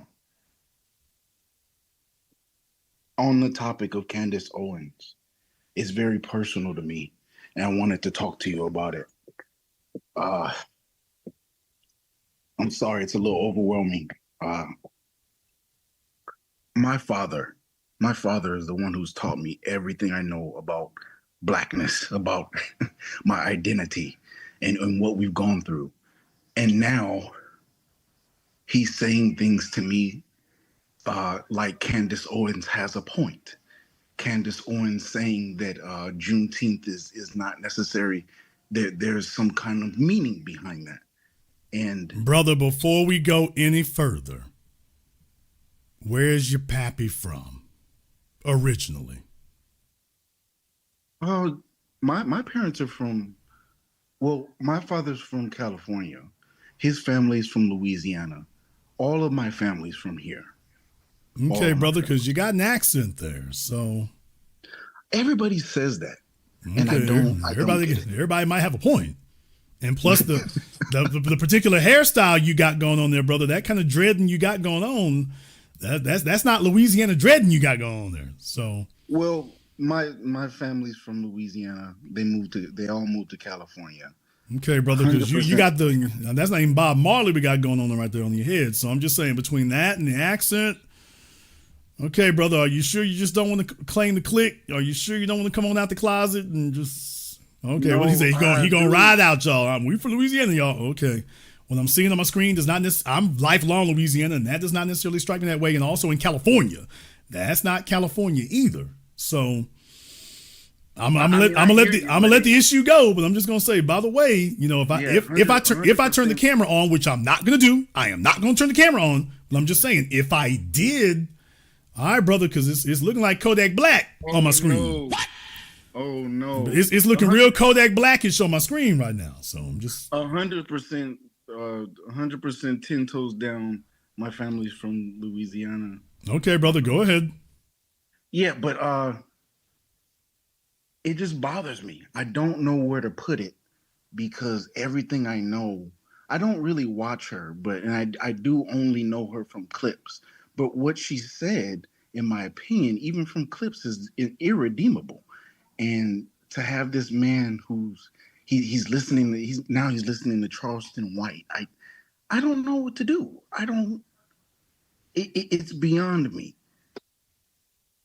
Once you go off the deep end, you keep going. That's the thing I need y'all to understand. When you lose your grounding, when you lose your foundation, if you will, brother, the reason why you have to have an attachment to your people is that what keeps you grounded. It keeps you from doing wacky, weird stuff. Otherwise, you grow up to be a grown-ass adult who's looking to find a foundation. Next thing you know, you start listening to stupid people like Nick Fuentes. You start listening to weirdos like Ian Carroll.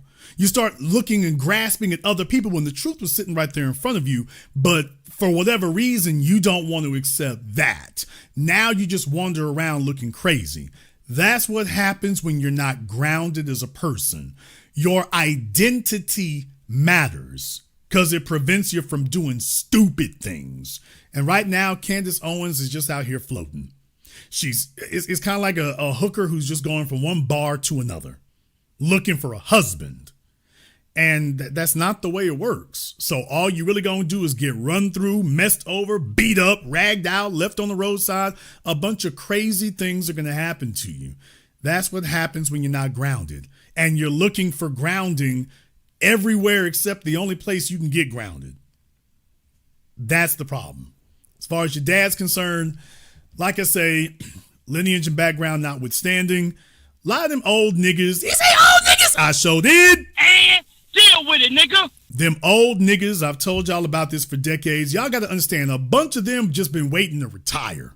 They've been waiting to retire. They've been waiting to get a check that doesn't require them to get out and work.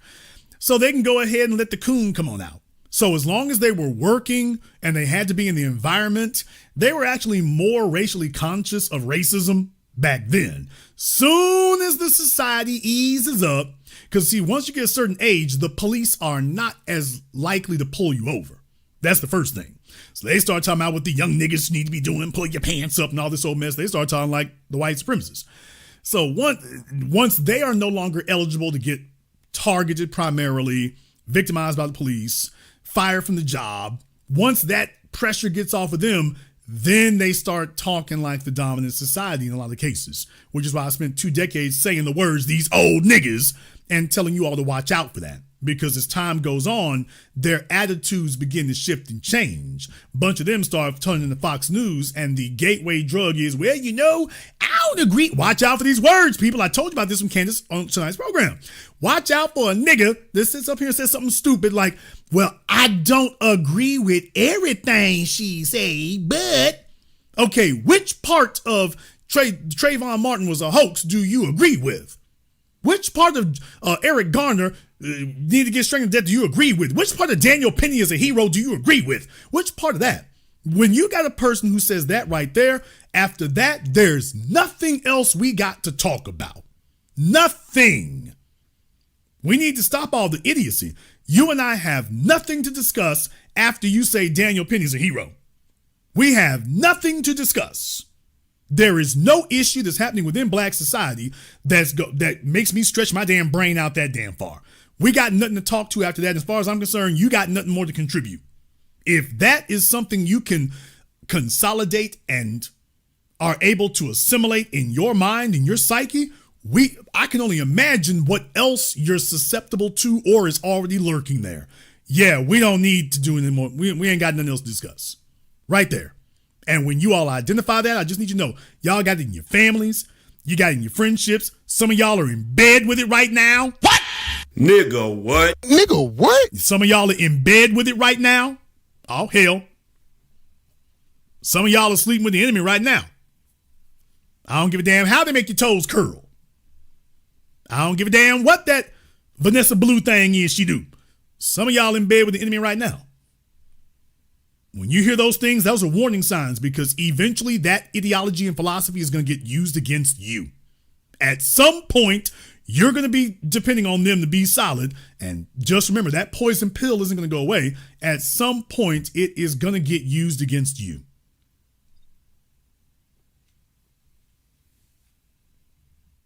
Thank you, Jason.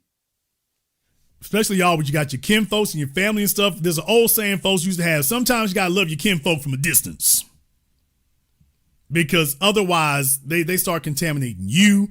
And association brings about assimilation. They'll talk silly, they'll talk dumb. Next thing you know, in your desire to be around them, now you start slowly morphing into it too. So you can't stick around people and not become like them. And becoming 25% like Candace Owens, I'm like, okay, now you just 100% useless. And eventually it'll turn against you. In tonight's program, take a look at all the folks she got around her, couldn't wait to slice her in the back. And we told you it was coming. Here they go. So some of y'all got to learn, you got to divorce yourselves from dumb. I didn't say it was easy. You're not picking this fight. This fight's picking you. I didn't say it's going to be easy. It's not going to be comfortable. It will be necessary. Thank you very much for giving us a call tonight, brother. Like I say, they're going through some things over there. They're going through some things, but I want y'all to know, especially these old folk in the family, look here. Them old niggas been waiting for the opposition to get off their necks just long enough for them to get comfortable. Do y'all realize how many old niggas y'all got out there couldn't wait to flip? They couldn't wait. They want the society to get off their necks just enough so they can go ahead and get the rest of this popping. As soon as they can get that going, they're ready to sell everybody out. There's a bunch of you got a Candace Owens in your family or a potential one. Recognize what it is so that you can put some distance. Let them coon out at the barbecue in the corner over there by the fence by themselves. Let me go ahead and get Superpower Media up here on Zoom. Superpower Media, what's on your mind? Yeah, Jason. I mean, you're dropping bombs on them tonight. I mean, the problem that Candace Owens is running into. I mean, you got to look at a person like this. When she look in the mirror, she don't see a black woman. She sees herself as Becky, and she's the prime example of a woman who thinks that she's crossed over, and that she's something. I mean, she has convinced herself that she's a white woman, but she really look at her as a black blonde bimbo. That's how they look at this woman, and she really. I mean, this type of woman that would stab you in the back and do anything possible to hurt black people, and she's dangerous. I want everybody to understand this woman is dangerous, because if it came down to it, they gave her a button to blow us up. She would be in the front line to do it. So when you see these people out here, I mean, everybody look at her like, oh, she just Candace Owens, but she's dangerous at some point, you know, and people like her is dangerous. So you got to watch out. And she's the ultimate tether. And this is what we talk about with these tethers come over here from these other countries. They can't wait to lie in the bed with white supremacy and roll in like a pig in mud and get themselves dirty and get dirtied up for white supremacy. And that's the most evilest thing that you could have around you with somebody like this. Because like I said, they'll take out a whole generation of black people just to prove a point that they want to be staying with white supremacy. You know, you have these black children who were otherwise intelligent. They were bright kids and whatever. And what happens is the society starts to condition them to see themselves as other. So as a shorthand, we say that women like Candace Owens see themselves as white. That's not completely accurate, but they do see themselves as other. Well, yes. I mean, she looks in the mirror. She can see there is obviously a black female in that mirror. She sees that. But the question is, when you say black and she says black, well, she's like, okay, well, that's an incidental characteristic. But I'm not black like you. Now, that's the thing right there. So she cannot deny the obvious visible reality in front of her in the mirror. What she does deny is your definition of it and the ramifications of it and what it means. That's what she is living every day to attempt to disprove. So when you have these otherwise smart children, they were smart in school, but they didn't really stick out very well. You have a girl, she wasn't really the belle of the ball or ravishing or anything like that. So she didn't really get that fly sexual attention. The boys didn't really gravitate to her like that. She was seen as a little awkward or nerdy or corny because, hey, you're the kid in 7th grade who's watching the news. You know, you're doing things like that. Your other friends are watching, you know, Dawson's Creek or whatever, and meanwhile you're watching CNN, so you're feeling the outside looking in, and you're kind of disaffected, you're kind of socially awkward. But that's a part of life.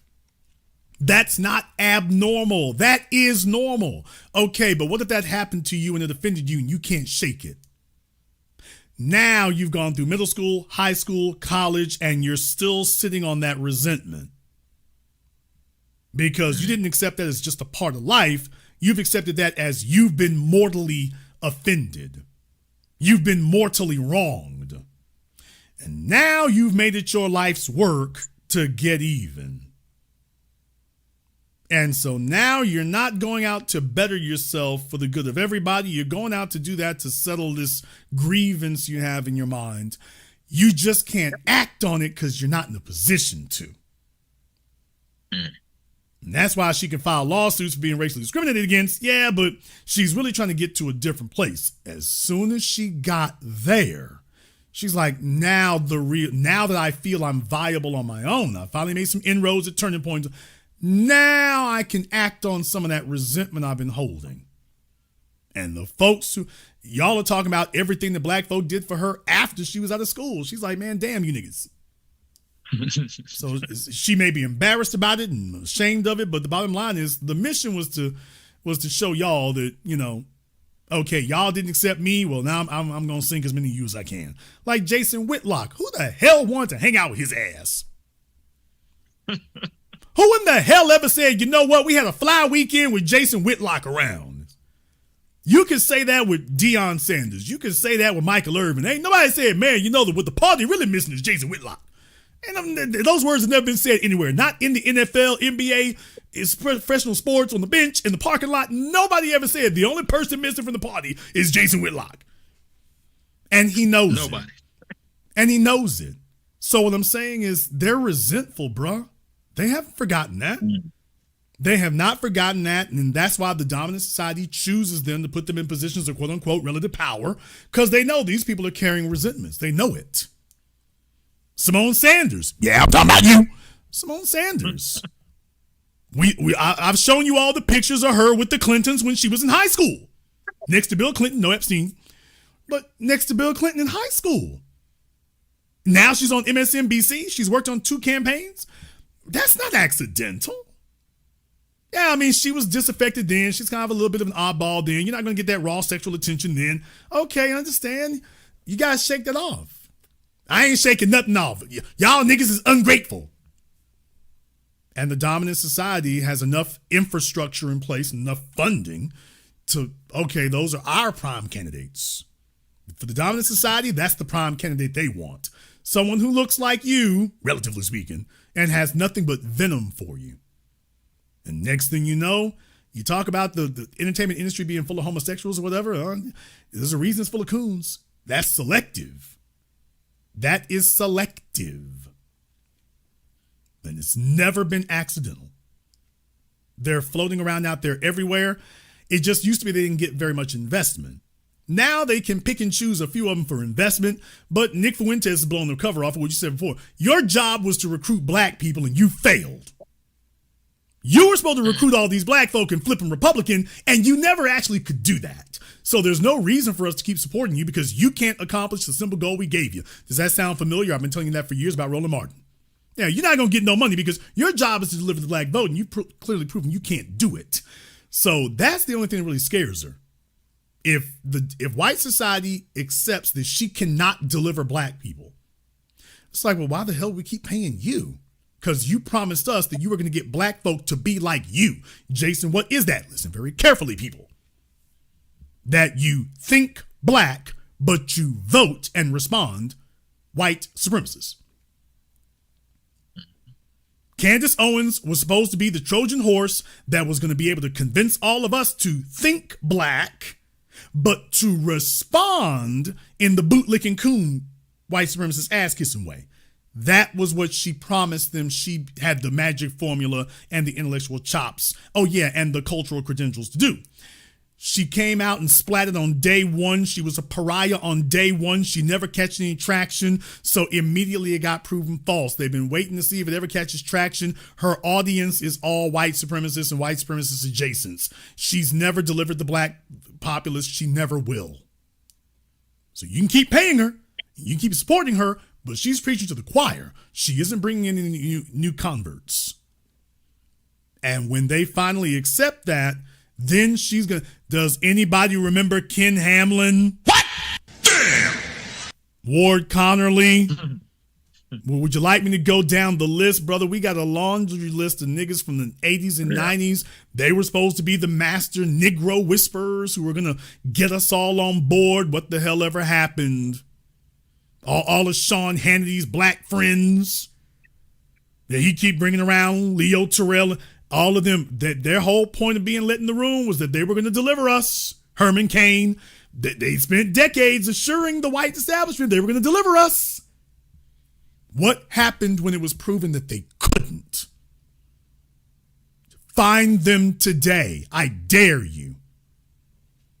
And now it's Candace Owens' turn. They're letting her know, by the way, yeah, you sitting on top right now. Now all you are is just a target. You can't accomplish the only reason we let you even in here is because you promised us you could accomplish the basic goal. Now that you can't do that, yeah. Time to start bringing this balloon down. And that's it. Exactly. Yeah, she go by the way of Barack Obama. You know, he fell in the same trap. He's supposed to deliver the black vote, and man, he got trampled. And everybody that followed that same blueprint, the same thing's gonna happen to him. B1, Jason. B1, brother, thank you for giving us a call tonight here. I mean, look, y'all, money is tight. They gotta try. Money is tight. They have to give it a try. They got to at least go for it. All right, let me go ahead and jump back over here to Camelot. Let me see if I can get him. He swears he's going to send me an email. Okay, there you go. Well, he sent me 2 emails. Camelot, turn on your phone.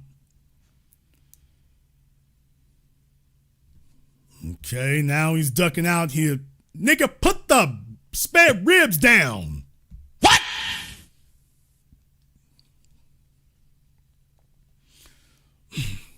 He looked like he had a whole plate full of fat backs up on there and whatnot. Man, if you don't answer this phone. Cookie! Nom, nom, nom, nom, oh, nom, nom, nom, nom. Hey, bro, I can't wait around all evening for you, man. Y'all, do you see how much patience I'm trying to have here? Brother, what are you doing? He's supposed to have a video on, but he's not. Okay, he's not in the waiting room anymore, so he's just started to do nothing, just sit there and leave it on blank screen. Is this what we doing?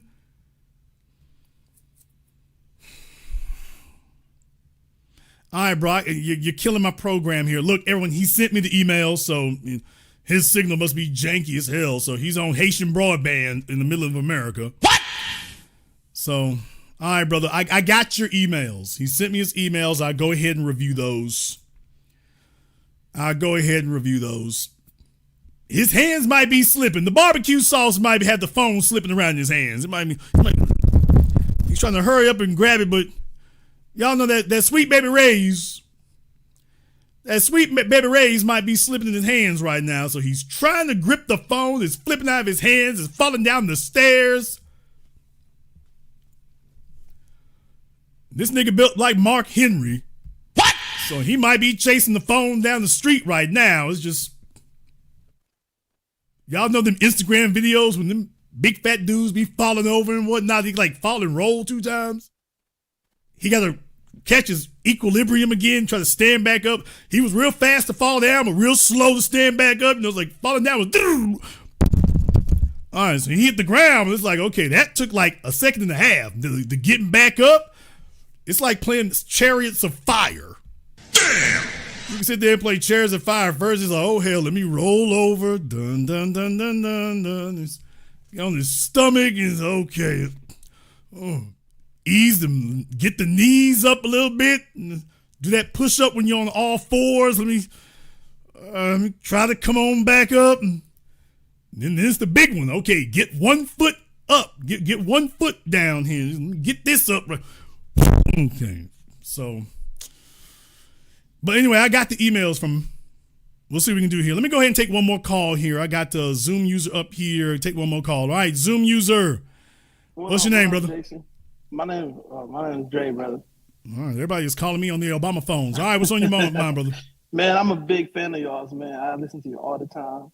Man, my only question for you is why you think they love to kind of like mask as if like the Jewish people doing all the bad stuff and not just say it's just white people instead of just understanding that Jewish is probably just a mask, but they are white at the end of the day. What do you think about that, man? I mean, remember, that's just part of the internecine conflict, though.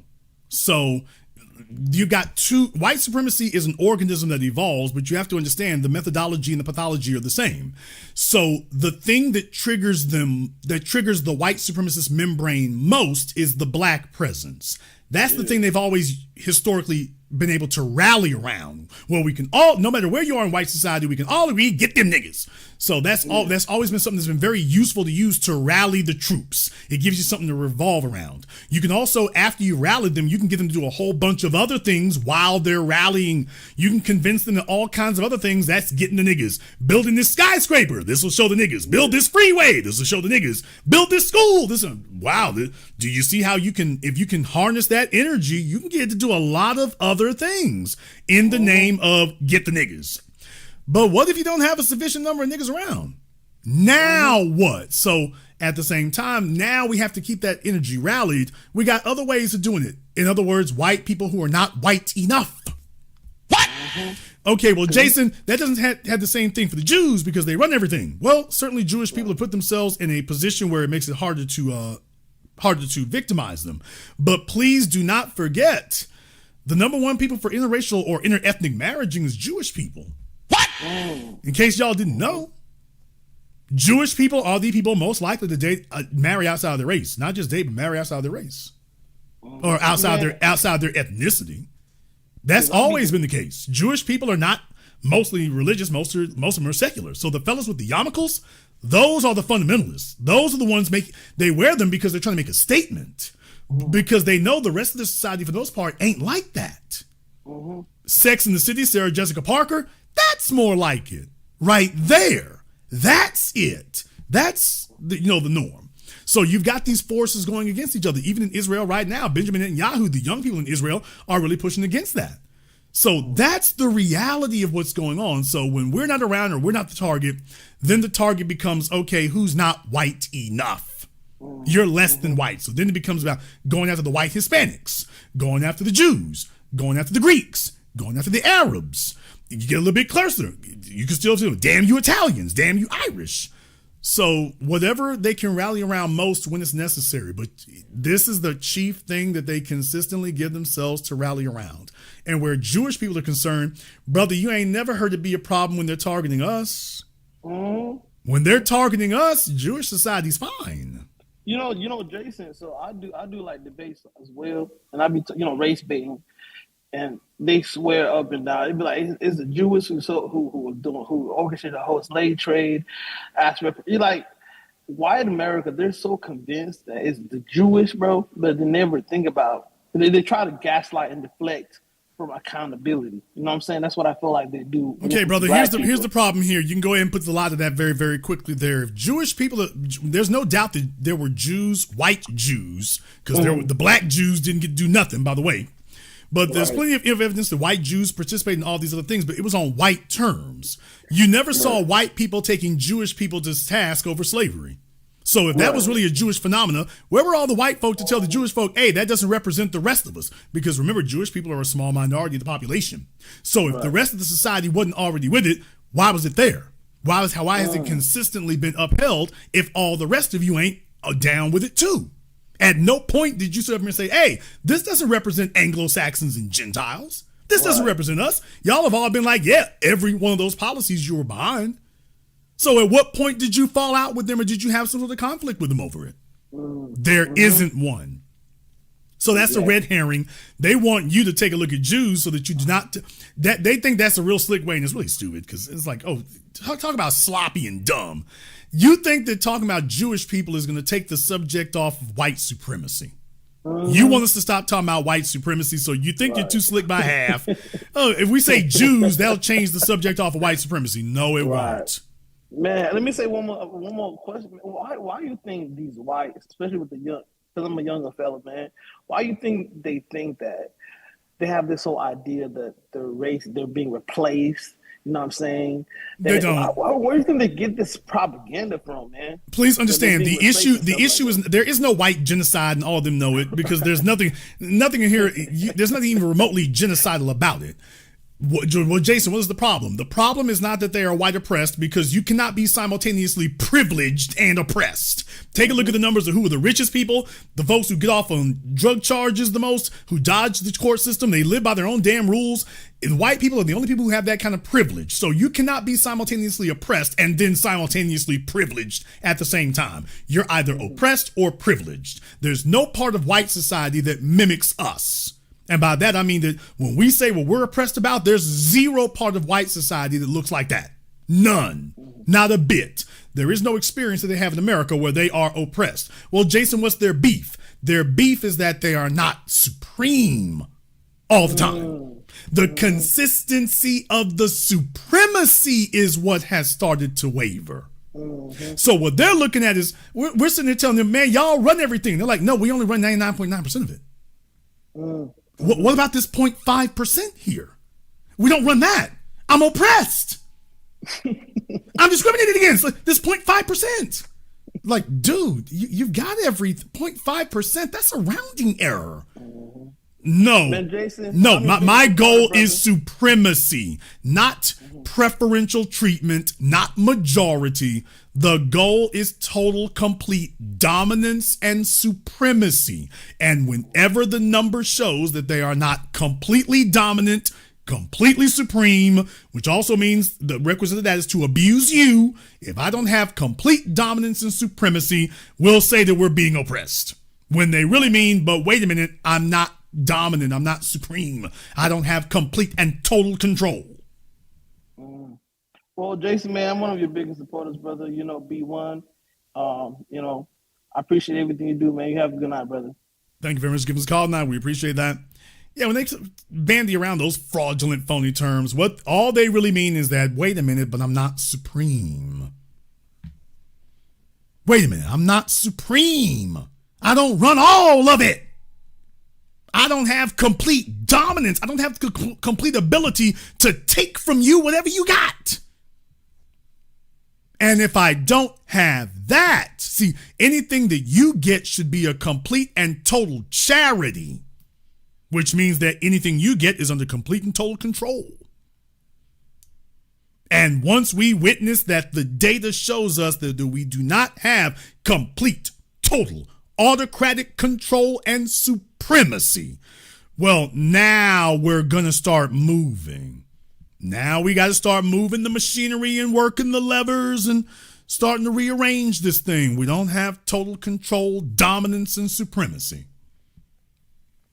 And that's what you see them arguing about now. Yeah, somebody said Crystalline Karazine. Oh, please. Man, you want to talk about went all the way bad. I know some of y'all still go back and listen to that debate that I had with her. Damn. Oh, man. You want to talk about all the way bad? You want to talk about the bed wench can't walk it backwards? Oh, that's a blast from the past. Yes, we need to make sure we bring up them names so that people understand when they get old and gray, we're going to be sitting there telling you while you in the senior citizens home, wait a minute, is you Crystalline Karazine? I'll be damn. Bed wenches get old and elderly too, don't they? I remember your white ass kissing on YouTube for a decade. Yes, I want you to go to the senior citizens home and have the children go there and mock her ass and clown her too. Absolutely. Absolutely. That's right. Get their asses up and whatnot and remind them that we will not forget who and what you were. You will never get to walk that backwards. We will be clowning your ass until the day you're gone. That's what that's gonna be. We gonna make t-shirts of your ass kissing ass. You damn right. This is what you worked so hard for. We gonna make sure you get it and keep it. And that includes you too, Candace. Candace, who can obviously see that the writing is already on the wall. All the folks she was depending on to have her back, while they're amazingly, she's seeing them back the other team.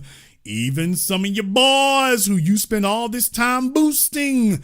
Oh, you gave them the keys to the kingdom, and those are the ones letting you know, girl, it's not America first, it's white first. It is not America first, it is white first. Particularly white male first. And she is now going to learn a tremendously brutal lesson. Can't wait to see what happens when she wakes up tomorrow and has to face the flames. Oh, talk about it's going to be awkward. It's going to be real awkward here tomorrow. I know some of y'all tune in to her. Let's see how long old Ian stays up on her page. Because it's about to get hella awkward on her YouTube page. By the way, I just checked. He's still there. Damn! By the way, as of tonight, he's still there. Oh boy, he is still there. See how that's going to go down. People, ass kissing does not have a retirement plan. Never has, never will, and never should, for that matter. It never has, it never will, and furthermore, it never should. We're going to go ahead and wrap things up here tonight. If you are new here to the Black Channel, welcome to the Haven of Intelligent Black Thought. We do this every weekend, holidays, some days in between. Click that red subscribe button. Click that yellow notification bell. Join us each and every time that we are here. If you liked what you heard on tonight's program, I hope we've earned the right to get your like and your subscription. And if not, tune back in next week. And if you really loved it, you know we do this all the time. If you haven't been to our website, blackchannelfilms.com, check out our groundbreaking best-selling documentary work, blackchannelfilms.com. That is blackchannelfilms.com. I'd like to thank all of you for tuning in to tonight's program, live or recorded. Thank you all for liking, subscribing, and sharing. And this concludes tonight's broadcast of the Black Channel. I am your host, your brother, your humble servant, the Black Authority. And until next time, my brothers and my sisters from around the world, remember, eat this, drink this, sleep this, think this, breathe this, live this, love this, everything we are. Ain't no wake-up calls because we already awake. Black first.